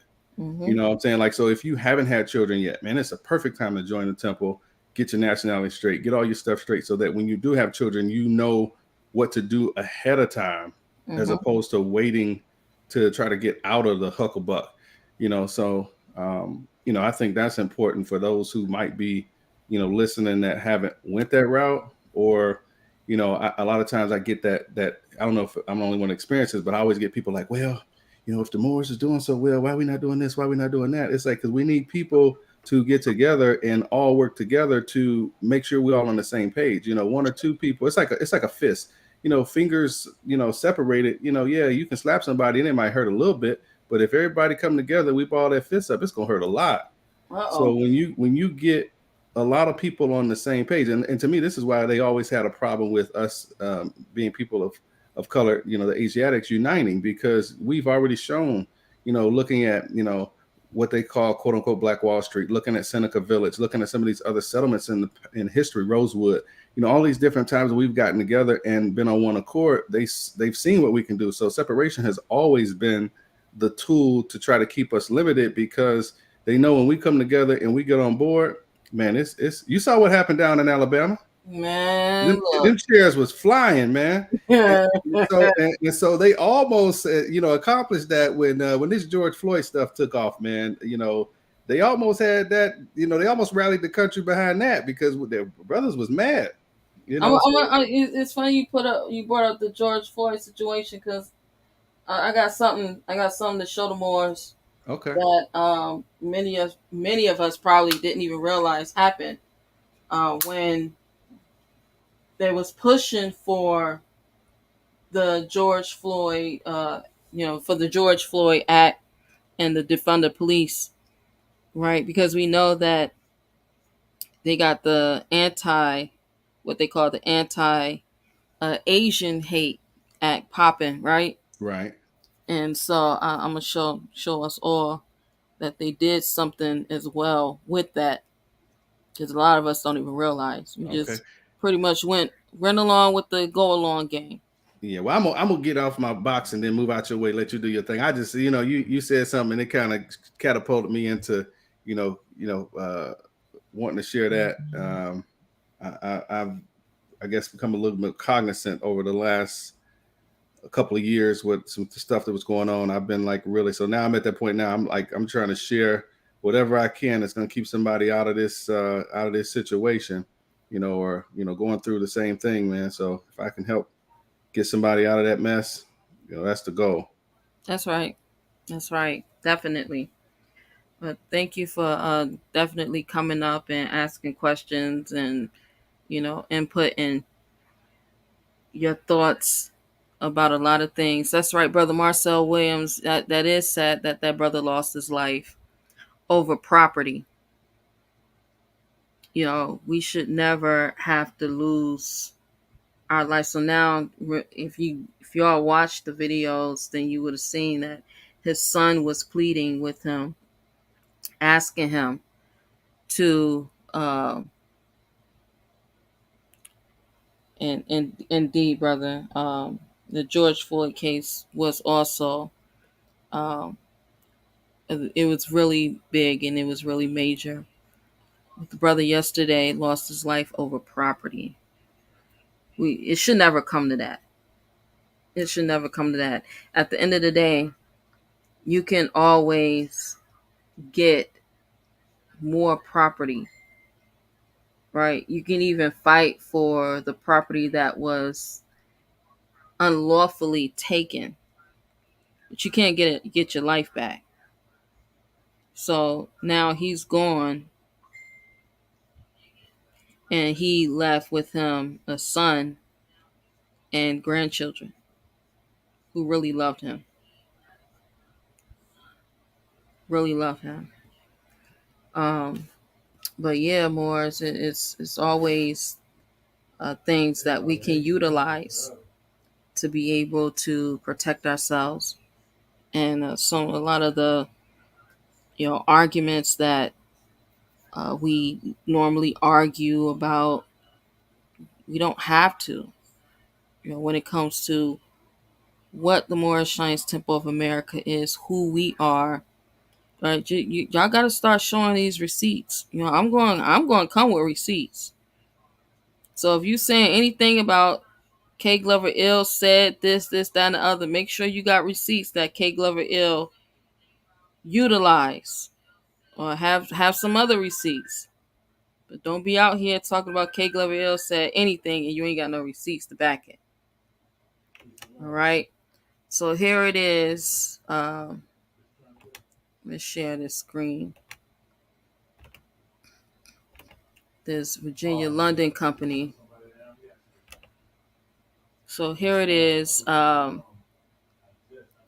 Right. It's about the uncivilized nations. It said, like all uncivilized nations, the men hunted and the women worked. They dwelt in villages of 500 people or thereabouts.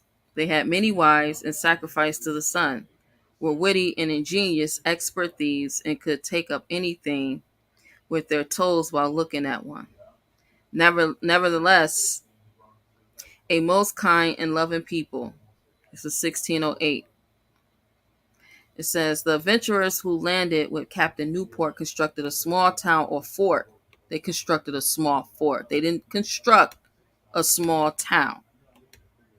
Okay, it was a fort, a small fort at that.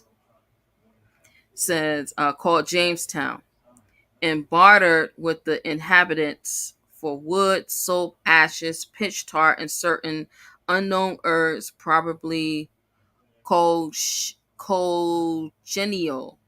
silkgrass, and terra lemnico or lemniso. In May 1609, a convoy of vessels under the command of Sir Thomas Gates and Sir George Somers was fitted out for Virginia. During the voyage, they experienced much rough weather. and about 100 leagues from Bermuda, the fleet was scattered. So George's ship sprang a leak, and 100 men worked in gangs at the pumps night and day. When the vessel stranded at Bermuda, fortunately, all were saved. Here they managed to construct two small pinnaces, and 140 men and women arrived safely at Jamestown. Famine and pestilence had sadly decimated those who had arrived previously with Sir Thomas Gates. On their recovery, they went down the river and met the governor, Lord Delaware. Having nothing to trade with, they sent to Bermudas for supplies of fish, hogs, and fowls. In the meantime, they suffered much from want and sickness. Sir George Somers died November 9th, 1611, on his way to Bermuda to obtain supplies, but Lord Delaware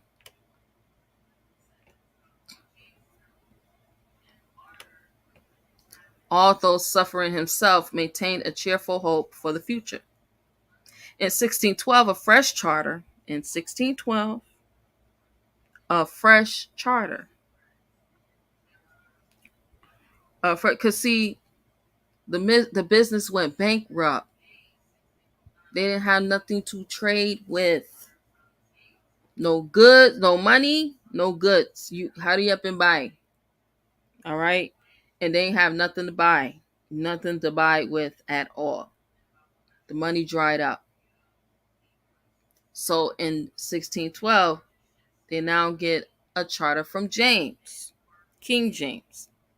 A fresh charter with more ample privileges was granted. Date of patent of incorporation, 13 James 1st. But this did not appease the discontent of the colonists.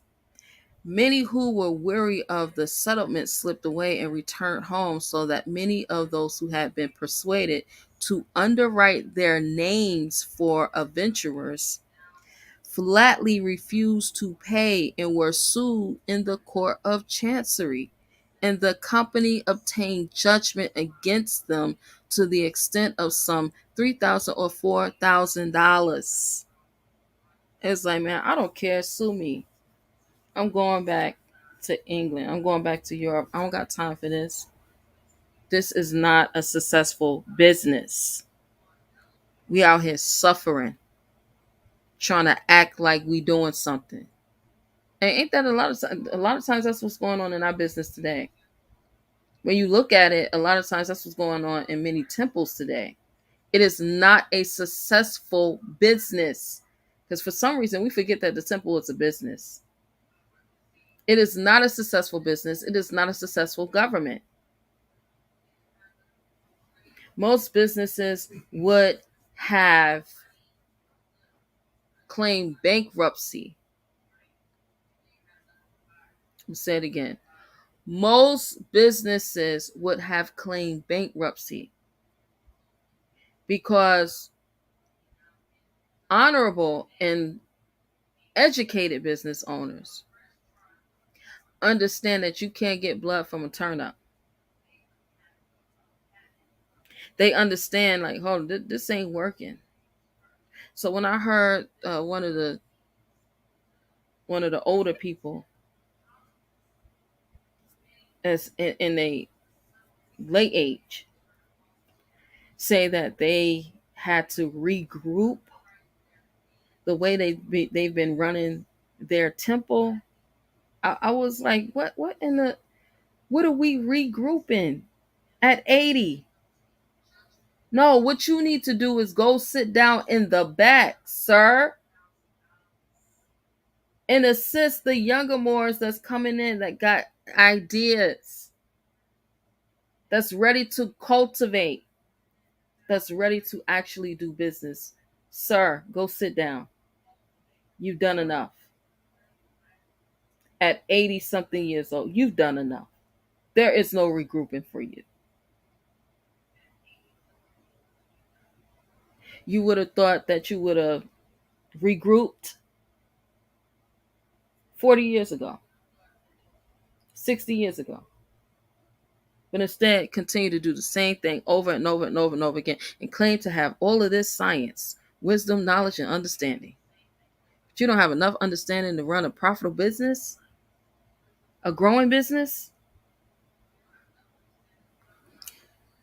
So it says the arrival of a ship from Virginia with the news that the daughter of Powhatan had been captured by Captain Argo cheered the flagging spirits of the company somewhat. 3 years later, Sir Thomas Dale arrived from Virginia with a cargo of various articles and 10 or 12 natives, amongst whom was the celebrated Pocahontas, the daughter of Powhatan, who had married one Rolfe, an Englishman. Pocahontas and her attendants were duly presented at court of King James and invited to a mass with which they were greatly pleased. So Pocahontas was kidnapped and then she was pleased to go to the party. Come on now. You kidnapped and you want to go to the party? And you happy to go to the party? You ready for the turn up and you kidnapped? I mean, the stories that they make up, the stories that they've made up to constantly put themselves into our story is beyond me at this point. It is beyond me. She was kidnapped. So now her father, her family is all looking for her. And they took her to Europe, smuggled her to Europe. And she get there and she's invited to the party. And so she's happy to go to the party. Really? That does not make logical sense at all. So it says,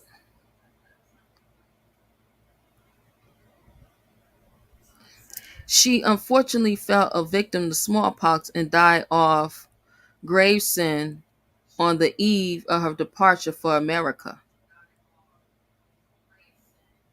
All of a sudden, she just died on her way back to America.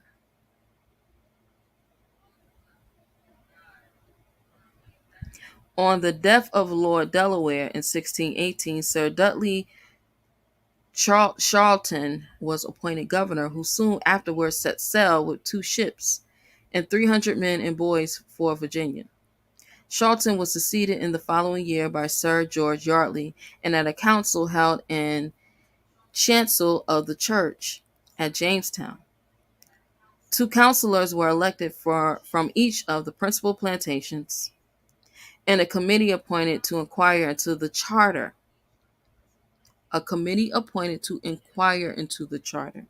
And make laws for the guidance of the colonists.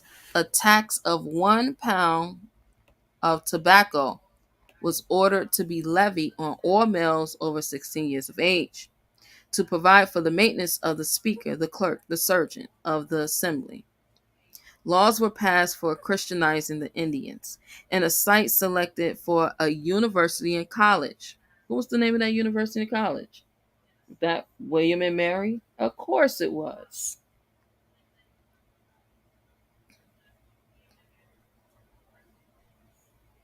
Mulberry plantations were started in a regular system of cultivation introduced for vines, flax, and hemp.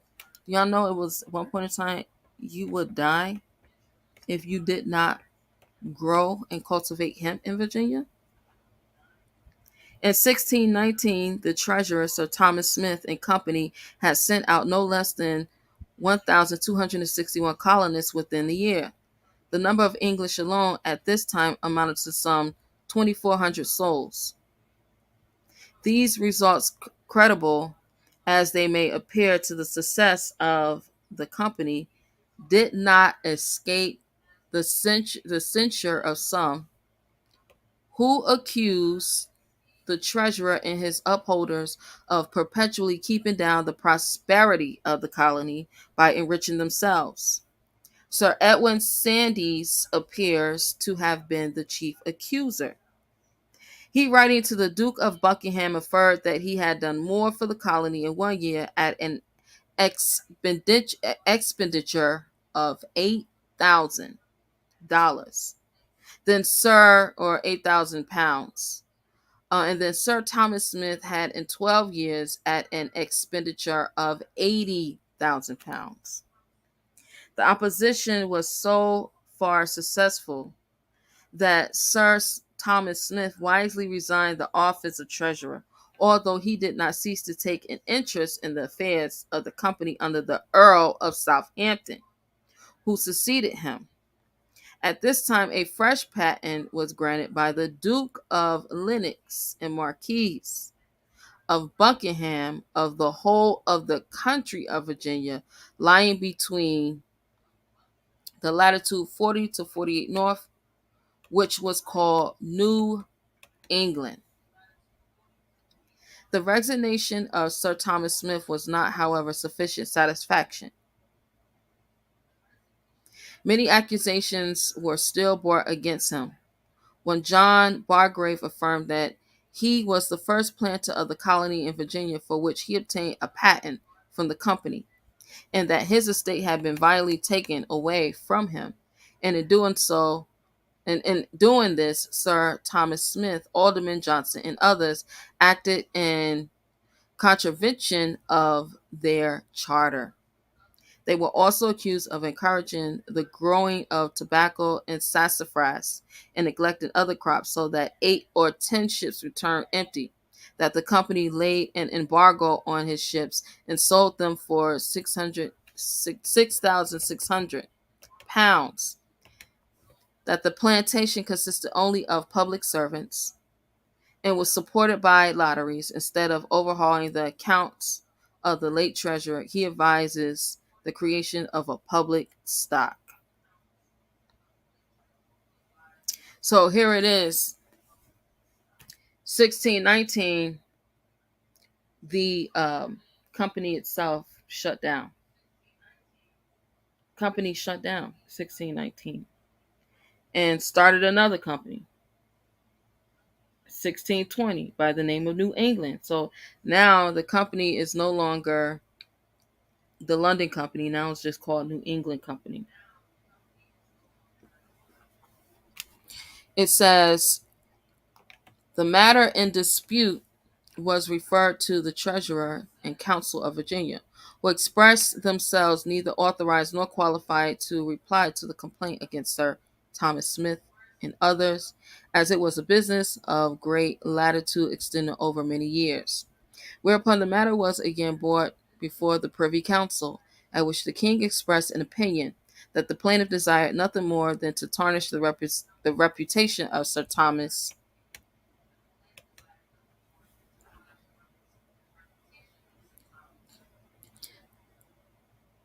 At the same time, the governor of the Council of Virginia addressed a memorial to His Majesty, which was signed by Sir Francis Wyatt West and Sir George Yardley, condemning the accusations made by Butler as altogether false and slanderous. All right, peace and love, Brother McClaudia. Thank you again for coming through.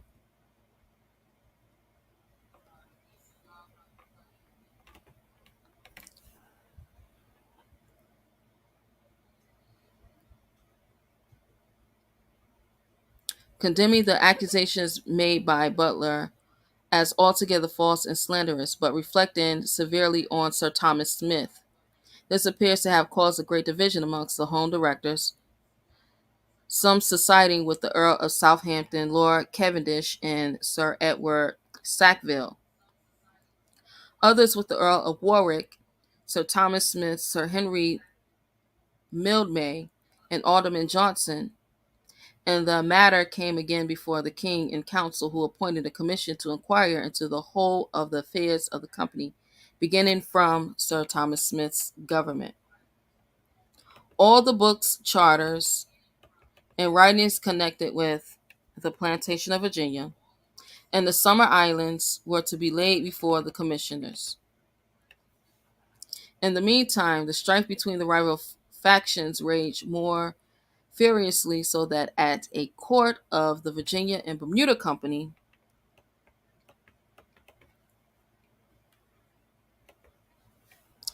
recriminations passed and repassed between the Earl of Warwick and Lord Cavendish, and they adjourned to try their fortune in the way they only open to gentlemen of birth and breeding. To silence this scandal, King James proposed that the company should surrender their charter and accept a new one, with the governor and 12 assistants sitting in England, and the governor of 12 assistants in Virginia. This at an extraordinary meeting of the court. Right? An extraordinary meeting of the court. I'm going to get back to that. By a large majority, they refused to do. Whereupon a commission of quo was issued, and meetings were held at Sir Thomas Smith's own house every Thursday, when all charters and documents were inspected. The result was that a full and exhaustive inquiry was made by the commission. The king cut the Gordian knot by just judiciously granting the incorporation of the former letters patent. Both companies were to be amalgamated into one empire or government, depending on himself, and all officers were to be nominated by him. Worried and enfeebled by the contention of Sir Thomas Smith, died, but not before he had seen, a glorious foundation laid for the prosperity of the plantations. If anything could be added to the uprightness and zeal with which he struggled through long years of his life to promote the welfare of these his beloved plantations, it may be found in his will, where, after mentioning several bequests to his conjointures, I give, said he, to the governor councils of the company for the plantation of the colony in Virginia and Summer Island and Bermudas, the sum of £100 to be equally divided between the two companies towards the building of 2 churches, one for each plantation. As a commissioner of the Royal Navy, Sir Thomas Smith took up his residence at Deptford, probably at a house known as Skinner's Place, purchased by his father, with a garden, dovecote, and orchard and 34 acres of land, unfortunately burnt down on the 30th of January, 1618 through the 19th.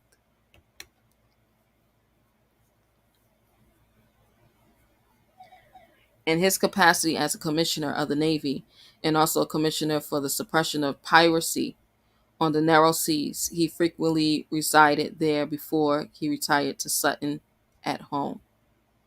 The cost of ships may be gathered from an agreement with one William Brow to superintendent to the building of 2 ships, war of 650 and 450 tons each, at a cost of £8,575. In 1620, the charges of the commissioner amounted to the sum of £29,396. This charge included not only the building and manning of the ships, but also maintenance of the lighthouses. In 1609, His Majesty and his royal consort went to Deptford to the launch of the vessel constructed by the commissioners, when he presented Sir Thomas Smith with a gold chain and medal for his services. Associated with Sir Thomas Smith for the suppression of piracy on the narrow seas were Sir Thomas Lowe and Sir William Cockian, and they were directed by the council to collect the contributions of merchants and various companies for a fleet to be maintained for the suppression of piracy, which contribution was to be repaid by and positions of 1% on all imports and exports. All right. So now it's going to go more into like the breakdown of the company. But nevertheless, the company itself shut down in 1624.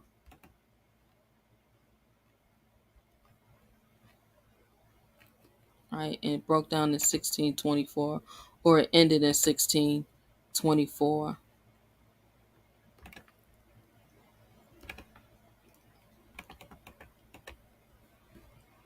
Right, so this is the Virginia Company of London, 1606 to 1624. This is the story of the Virginia Company and only indirectly of the Virginia colony. Those who seek an account of the early years at Jamestown should turn to another number in the same series. Here, the focus belongs to the adventurers in England whose hopes gave shape to the settlement at Jamestown and whose determination brought the colony through the many disappointments of its first years. In terms of time, the story is short, for it begins with the granting of the first Virginia Charter in 1606 and ends with the dissolution of the company in 1624. So if a company is dissolved, how is it still doing business? Like, make that make sense. Because after it was dissolved, it continued to do business in the same name.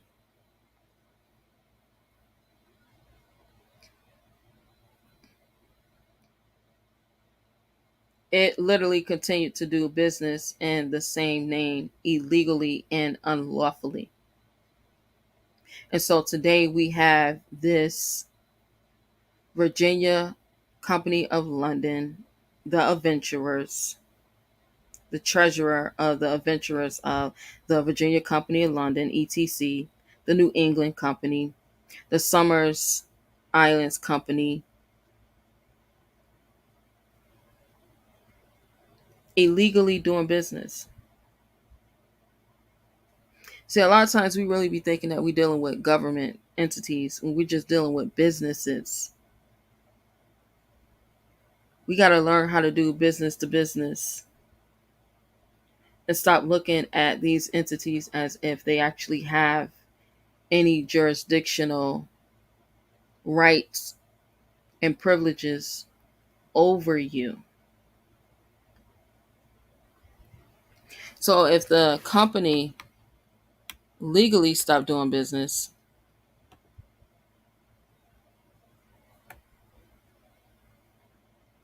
then how was they continuing to do fictitious business, right?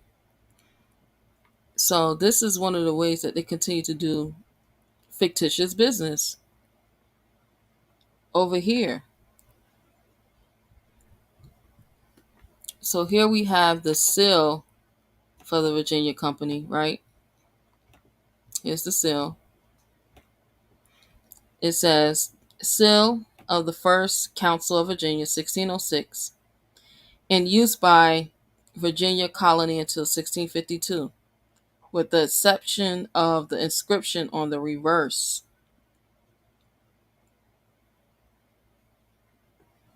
With the exception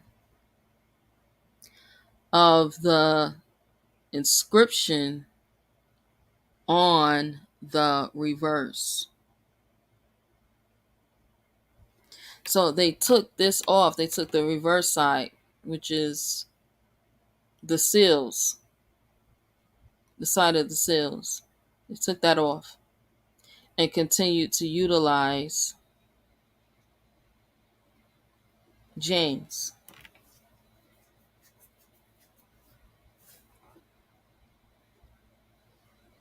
James's throne. That's how they continue to do it. They continue to do it through the crown. Although the business was dissolved. We're going to still continue to do fictitious business, even though there is no business at the end of the day. The business isn't real.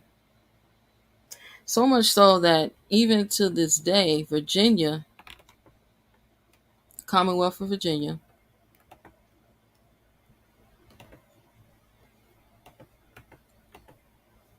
for all those who aren't aware, the Commonwealth of Virginia, like all the other nation states throughout the Union States, known as the United States, still use common law. Right? This is Code of Virginia, Title 1, Chapter 2.1. Common law and rules of construction. Article 1. Common law and acts of parliament. The common law of England, insofar as it is not repugnant to the principles of the Bill of Rights and Constitution of this Commonwealth, shall continue in full force within the same, and be the rule of decision, except as altered by the General Assembly. So the acts of parliament, the crown is still the ruling law. It's still the ruling law, as long as it's not in any variance of the Bill of Rights, and as long as the General Assembly has not altered it.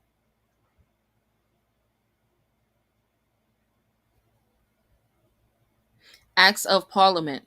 The right and benefit of all writs, remedial and judicial, given by any statute or act of Parliament made in aid of the common law prior to the 4th year of the reign of James I, of a general nature, not local to England, shall still be saved, insofar as the same are consistent with the Bill of Rights and constitutions of this Commonwealth and the acts of assembly.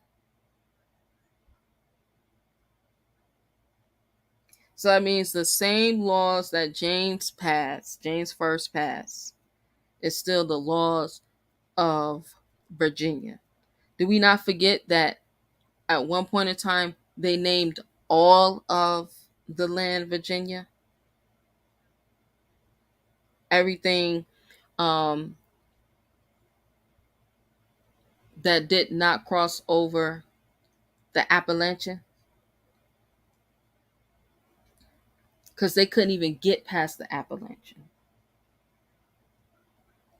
They didn't even know what was over there.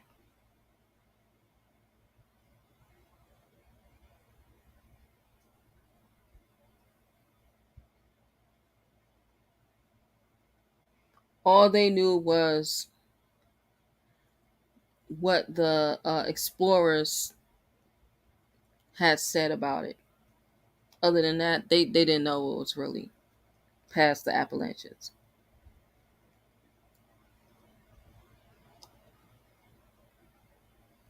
But the Acts of Parliament is still in full force and effect. Common law is still in full force and effect. So that's why sometimes when you are utilizing a writ and your writ is, you say, oh no, you can't use a writ, you got to use a motion. You what are you talking about? No, what, where, what law, what statute? I want to see it, because you're in compact with the Commonwealth of Virginia. So when it talked about the extraordinary, what did it say? Said the extraordinary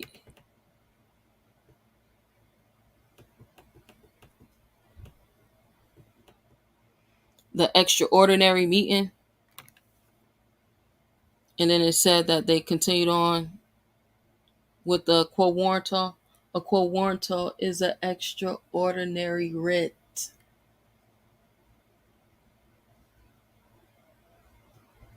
A quo warranto is an extraordinary writ.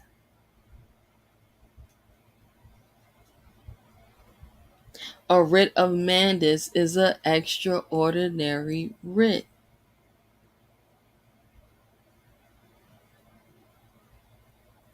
A writ of Satori is an extraordinary writ.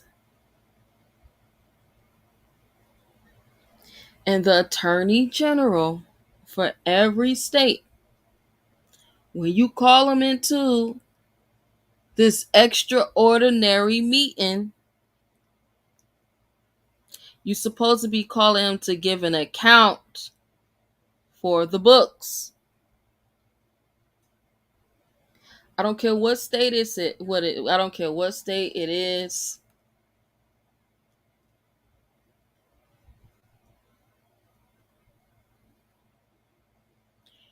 Each citizen of each nation state has the right to call in an extraordinary meeting.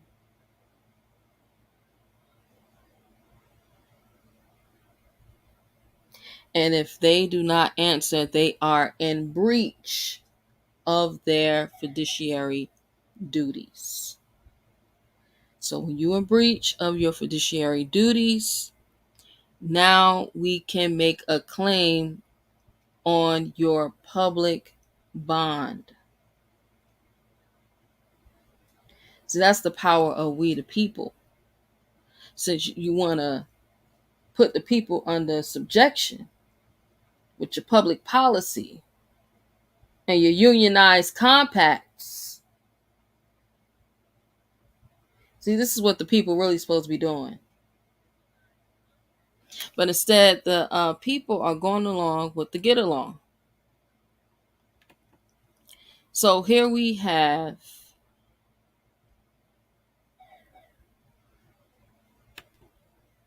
the structure of the court.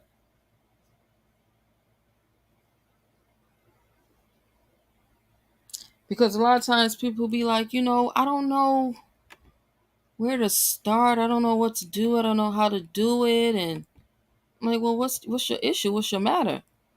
If you're talking about the Constitution not being adhered to by the public officials that's supposed to be adhering to the Constitution, the court and role of the structure of the federal courts hear cases involving the constitutionality of law. Cases involving the laws and treaties of the U.S., ambassadors, and public ministers. In disputes between two or more states. Admiralty law, also known as maritime law, and bankruptcy cases.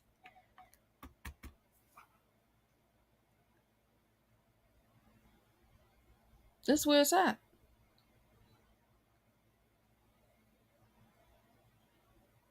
That's where it's at.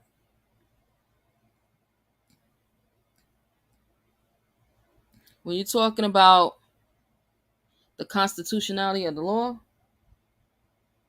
cases involving laws and treaties of the U.S., cases involving ambassadors, cases involving public ministers, cases involving disputes between two or more states, cases involving admiralty law, cases are also known as maritime law, and cases involving bankruptcy. This is it.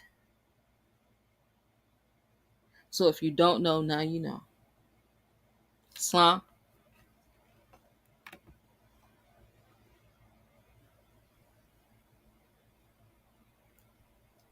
Peace, Greg Phillips Ill. Thank you for coming in.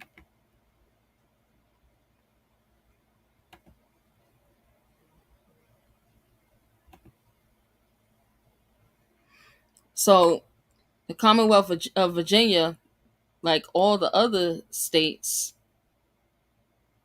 all have compact with each other, right? This is Virginia Compacts. Publication of Virginia Compacts. The Code Commission shall annually arrange for the codification and incorporation into the Code of Virginia of all general, special, and limited compacts to which the Commonwealth is a party. Within the discretion of the Commission, such incorporation may be through insertion with the existing text and organization of the Code of Virginia or as a freestanding volume. The Commission shall, on or before July 1st of each year, transmit to the Secretary of the Commonwealth a copy of each new amended or repealed compact as it was adopted by the Commonwealth in accordance with 2.2-403. So these are the compacts that it's making. They also adhere to the former compacts that was already made. This commission is the same commission that was the commission that Sir Thomas Smith set on. There is no difference. It's still a business. It is not a government. It is a business that dissolved in 1624. But for some reason, we think that it's an actual government that's supposed to be governing us. When Prophet Noble Drew Ali came in 1913 AD and told us to remember who we was, y'all done forgot. Y'all gotta wake up. What is going on?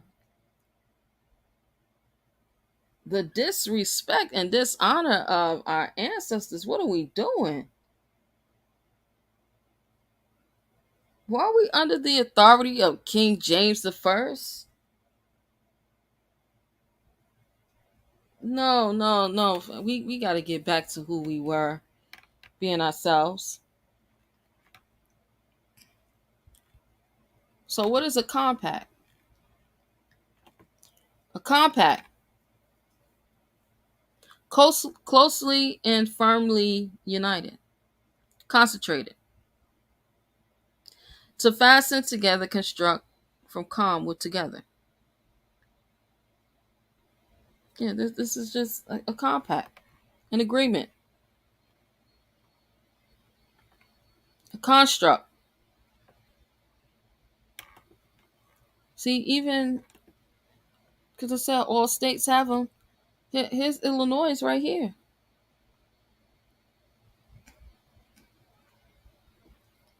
See, Illinois got compacts too. All the union states are in compact. Right, so you see interstate, that means all of them. Pest Control Compact, Interstate Compact on Juveniles Act, Interstate Compact on Juveniles Act 2008, Interstate Compact on Placement of Children, Interstate Compact on Adoption Act, Interstate Agreements on Sexually Dangerous Persons Act, Interstate Library Compact Act, Quad Cities Interstate, Metropolitan Authority Compact Act, Interstate Compact on Mental Health Act. There's more. Transportation, the rail, Indiana Bridge, that was repealed. Board State School, Bi-State Development Compact Act, Transit, Disaster Compact Act, Emergency Management Assistance Compact Act, Medical Licensure Compact Act. I'm going to go back up here to this Mental Health Act.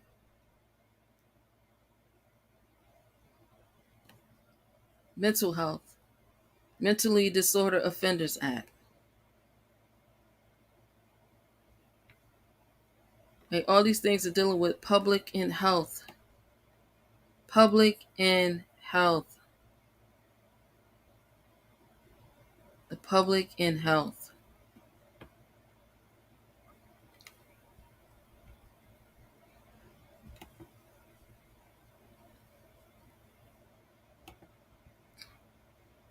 Because I want to show you how these commissions are quasi. These are quasi governing bodies. They're not a part of any branches of government. They're quasi fake, not real. Here's one of my favorite that I like to show everybody. All right, and this is the Illinois Commerce Commission. Well, every state got one. Georgia got two of them. Chairman and commissioners. The ICC's mission is to balance the interests of consumers and utilities to ensure adequate, efficient, reliable, safe, and least cost public utility services while promoting the development of an effectively competitive energy supplier market. The ICC is also directed by state law with protecting the public by overseeing certain transportation activities. Who asks the ICC to protect the public and oversee transportation activities? Who asks them? Including railroad safety, insurance, and registration. Can I have your insurance and registration, please?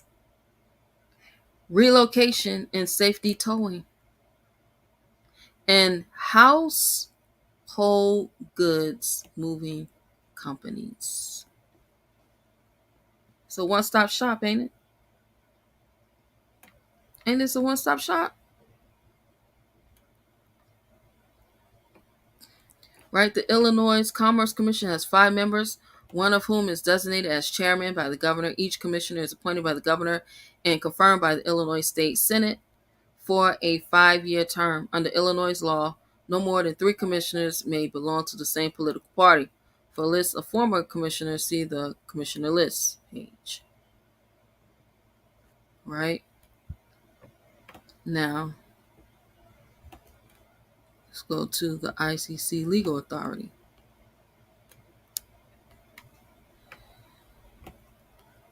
Where's that? I want to see.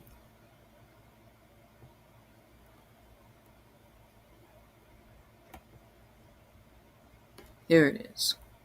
The Illinois Commerce Commission is a quasi-judicial body made up of 5 commissioners responsible for regulating several industries as directed by the Illinois General Assembly.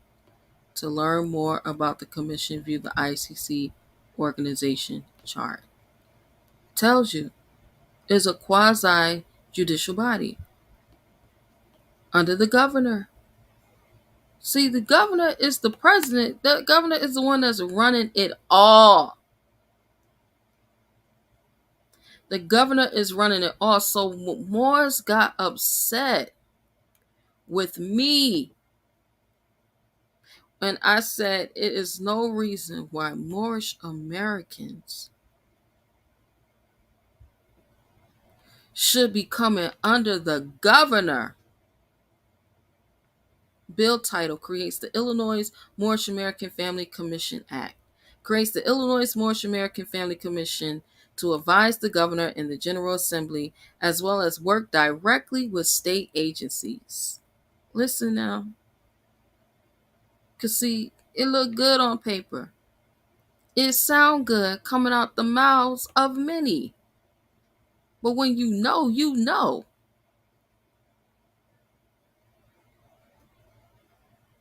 The incorporation has been dissolved since 1624. Why are you still working? None of these commissioners letting these commissioners tell you and your children what you're going to do in your home? What you're going to do on your land? What? You're supposed to be private. You're supposed to be a private citizen. You're supposed to go back under your own vine and fig tree. That's what a private citizen.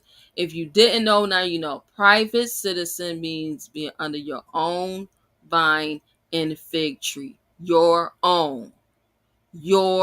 own. Private. Private.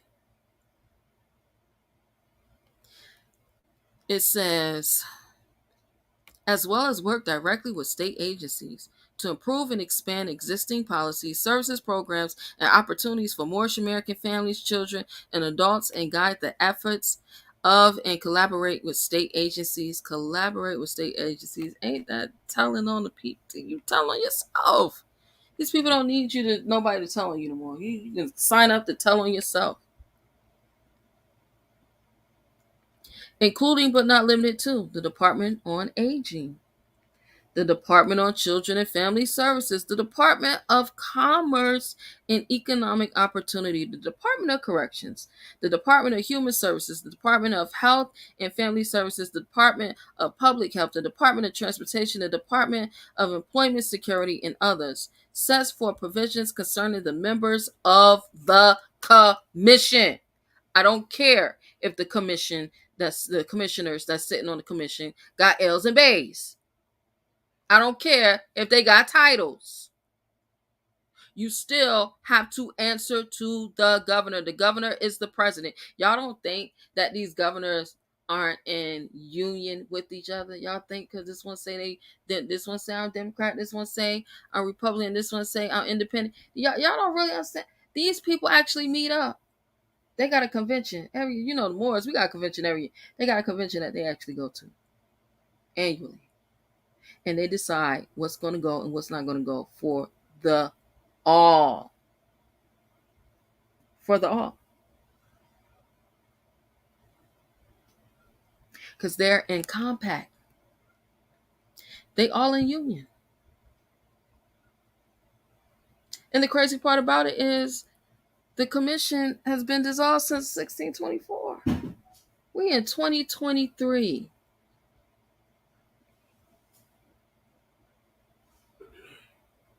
We going on next year be 4,000 years.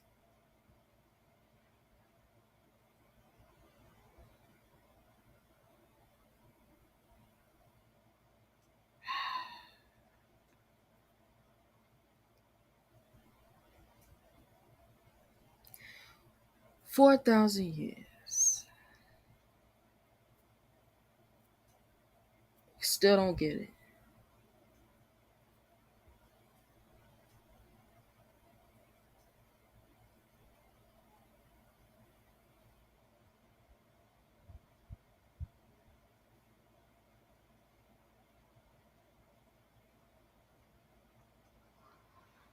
Still don't get it.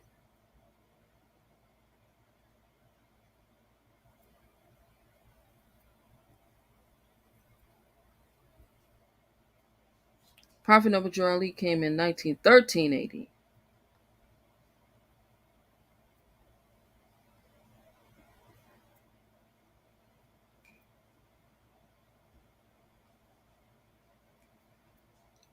To remind us to come from under the commissioners. That they're not here lawfully.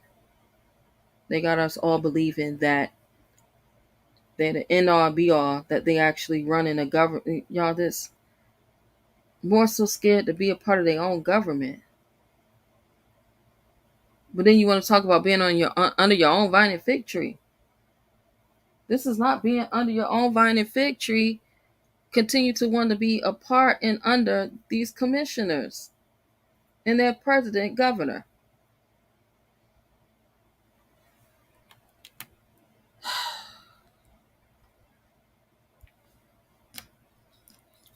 Moors got mad at me when I said that we ain't supposed to be a part of none of this. Right? Because this is what's driving it. The compacts and its interstate commerce. 18 U.S.C. Title 18 U.S.C. Section 10. The term interstate commerce, as used in this title, includes commerce between one state, territory, possession, or the District of Columbia in another state, territory, possession, or the District of Columbia. That's what interstate commerce is. I'm not making this up. Don't you know that the District of Columbia is territorial area according to the Council District of Columbia?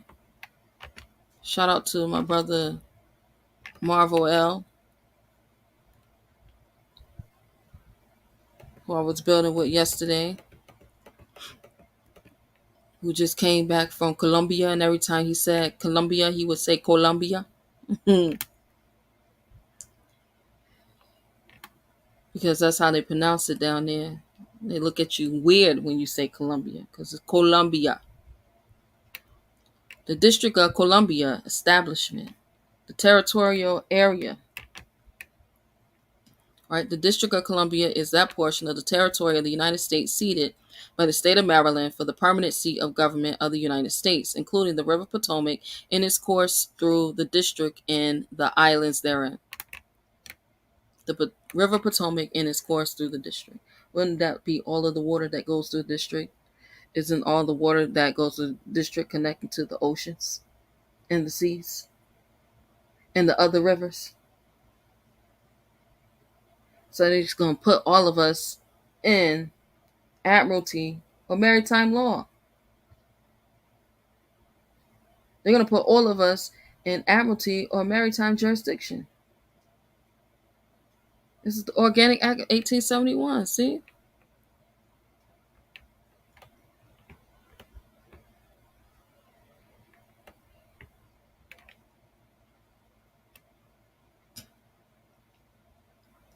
And then it gives the boundaries in the Organic Act of 1878. See acts relating to the establishment of the District of Columbia and its various forms of government organization in Volume 1. Boundary line between the District of Columbia and Commonwealth of Virginia established. So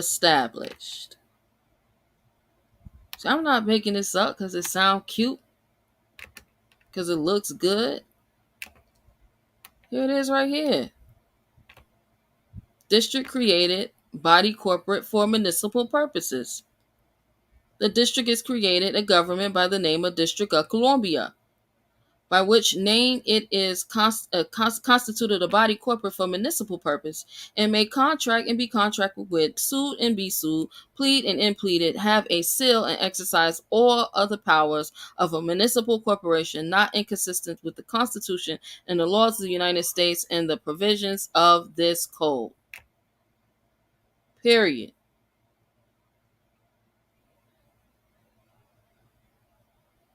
This is what happened. We want to keep playing with this thing. It's been dissolved since 1624. What are we doing? Like, what is it about us that we're so afraid and scared of being ourselves?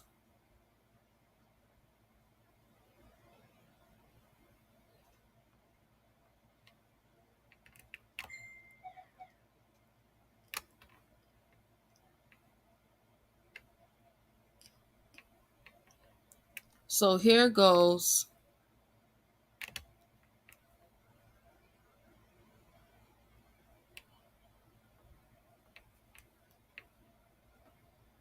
what I really want to get into.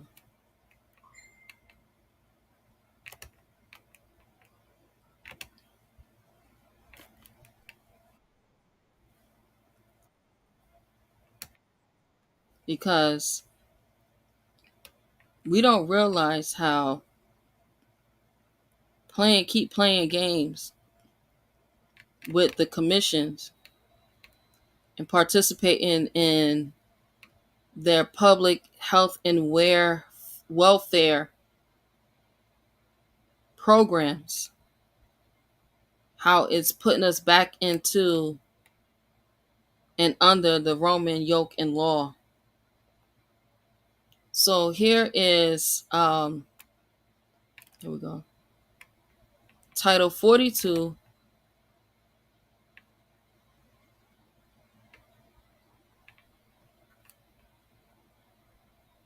section, what's this, Title 42, Chapter 1, subsection 26. 42 U.S.A. Chapter 1, Section 26. Because we think it's a game. Because these people not playing. They already got it programmed. They running the program according to the program. It says the Secretary of the Army, the Secretary of the Air Force, and the Secretary of the Navy are authorized and directed to adopt measures for the purpose of assisting the various states. Assisting for the various states. And the states they're talking about are the states within the United States. The territories, the possessions, so on and so forth. And caring for civilian persons whose detention, isolation, quarantine, or commitment to institutions may be found necessary for the protection of the military, air, and naval forces of the United States against venereal diseases. And Moors want to give all the authority under the governor of the state of Illinois. But if that actually does pass, you best to believe I'm putting everybody on notice. I am a Moorish American, that I'm not a part and I don't participate.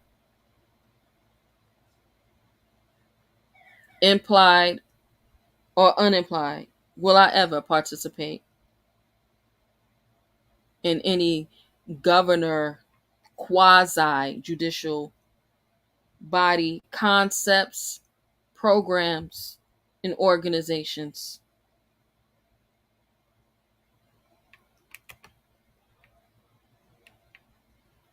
This is fair use. Fair use.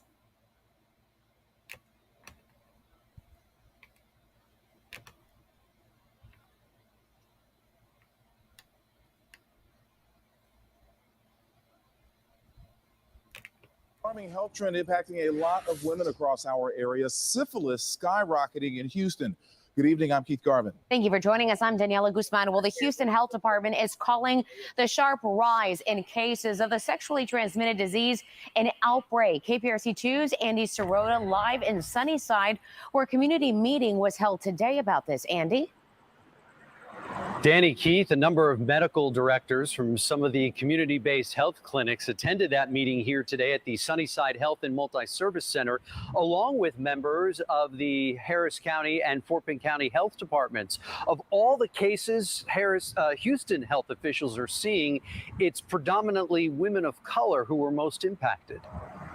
Nationally, It's predominantly women of color. Listen, because see, they got us out here so thirsty to have a hot girl summer. You don't think they had planned this? Y'all really be following these people on the internet. Y'all don't think that they didn't plan this out?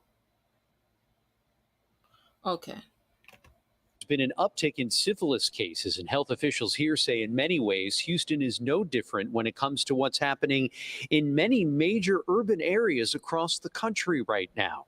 As a large urban jurisdiction, we've got to be really aggressive in our response when we see these kinds of cases, because we have millions of people who may be at risk. Since 2016, syphilis cases in women have increased by 128%.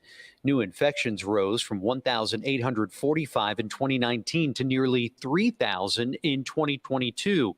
Cases involving women who passed the infection onto their baby during pregnancy soaring from 16 cases in 2016 to 151 in 2021. To see the numbers rise in this alarming rate really sounded the alarm for us. Houston health officials urging pregnant women to seek prenatal care and syphilis testing to protect themselves from an infection that could result in the death of their babies. untreated syphilis during pregnancy can result in a stillbirth. We're waiving fees, so we want to encourage folks to come in and get services. Local health officials say they're seeing a lot of co-infections of HIV with syphilis, along with gonorrhea and chlamydia. The health department is working with medical providers and collaborating with its community-based partners to increase awareness of the outbreak and enhance testing and treatment in Houston neighborhoods. So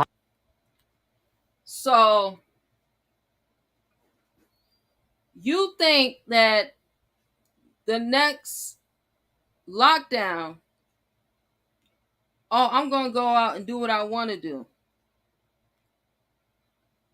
Right? You think, oh, well, and it's for a lot of Moors. You know, I'm not under their jurisdiction. Yep, that's what they say. You can't tell me what to do.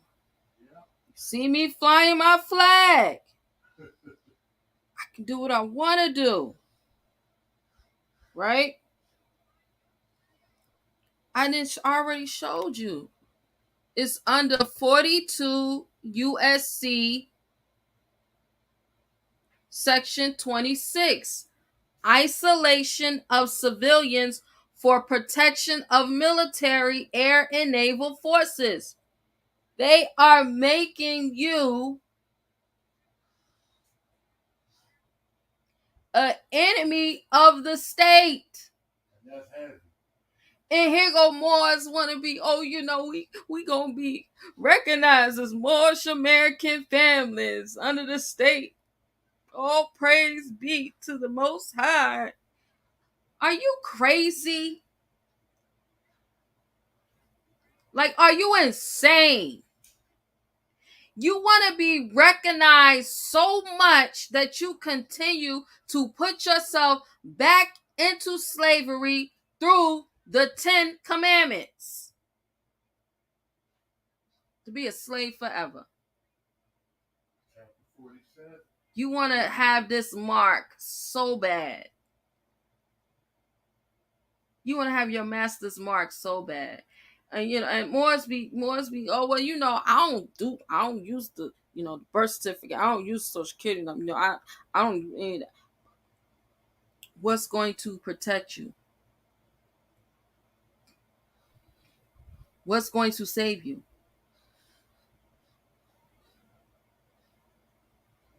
Because what I've been saying is the only thing that's going to save you and protect you is Moorish Simple of America, is Prophet Noble Drew Ali, through the guidance of his Father God Allah, the great God of the universe. See, they keep talking about the governor, but I'm governed by the great governor of the world.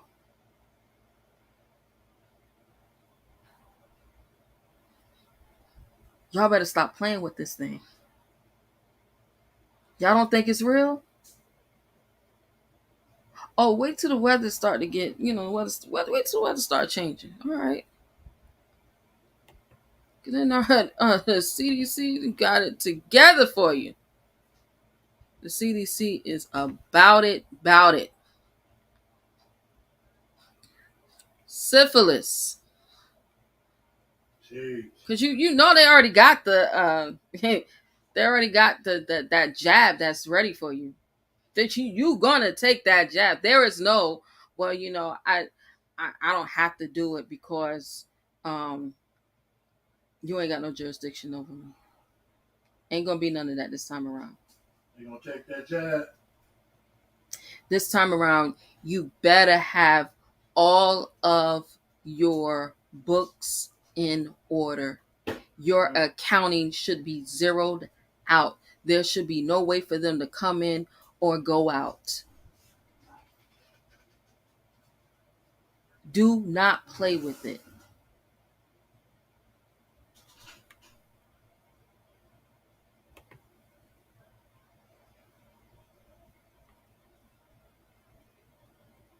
Hey, healthcare providers. Reported cases of primary and secondary syphilis are higher than they've been in more than 20 years. Rates are increasing for almost everyone in every part of the U.S. Syphilis rates are even increasing among newborn babies. But you can protect your patients by taking these actions. Talk, Test, treat. Talk. Take routine sexual histories if your patient is having sex. Test. Screen your patients for syphilis. Screen all sexually active men who have sex with men at least once a year, and more frequently if they're at higher. Did you hear that? It said screen all sexually active men, all sexually active men who have sex with one man at least once a year. Okay? Because y'all keep thinking this thing is a joke and unreal.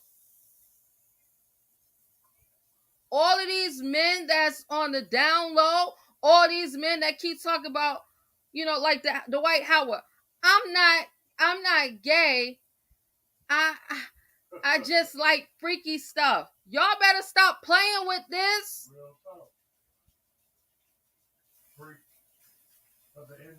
It said that all men. So I'll let you know who the carriers are. All men who are sexually active with a man at least once a year. Oh, y'all keep talking about you're not gay, but you having sex with a man at least once a year. You need to get tested. You need to get on something. ASAP. I got an herbalist. Hit me up. I will send you his contact information. He is the truth. There's a lot of people in the city that I live in. They walking around. I live in a college town. They walking around herpes free now. They ain't got herpes no more. They ain't, they ain't got it. Y'all know that outbreak be serious from what I heard.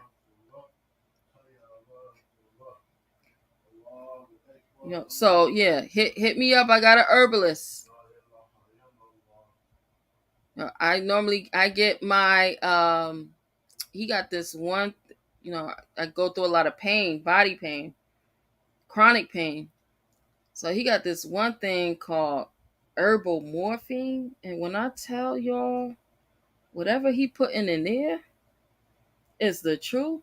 It is the truth. And there's no need for no Tylenol, no Advil, no Aleve, none of that. I don't need none of that. This is all herbs. We use them for our detox. We use them for, just maintenance on our body, period. So yeah, if y'all want to get up with me, get that herbalist contact information, I will send it to you. Hit me up.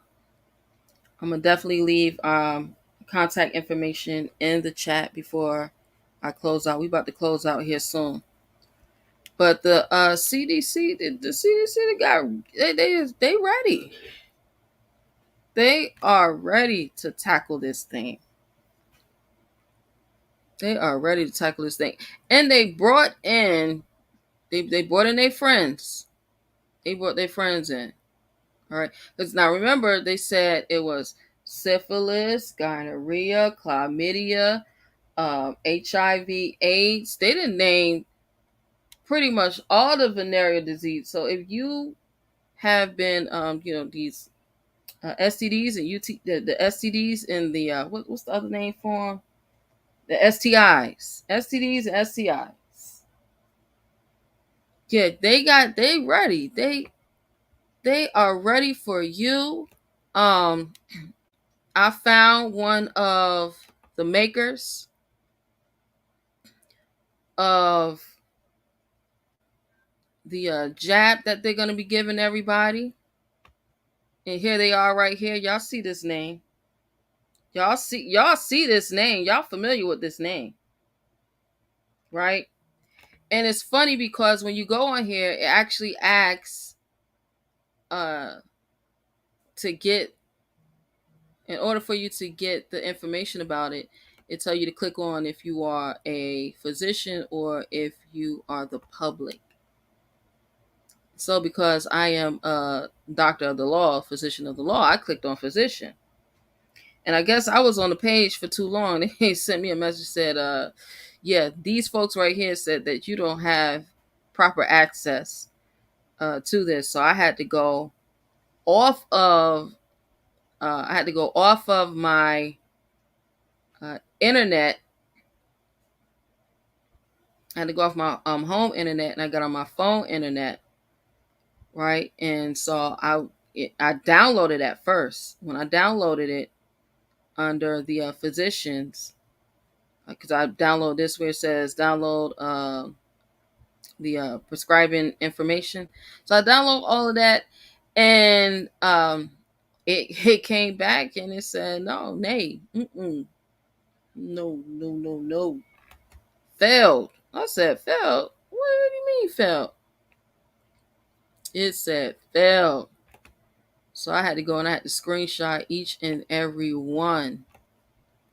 Go screenshot each and every one of these. I sure did.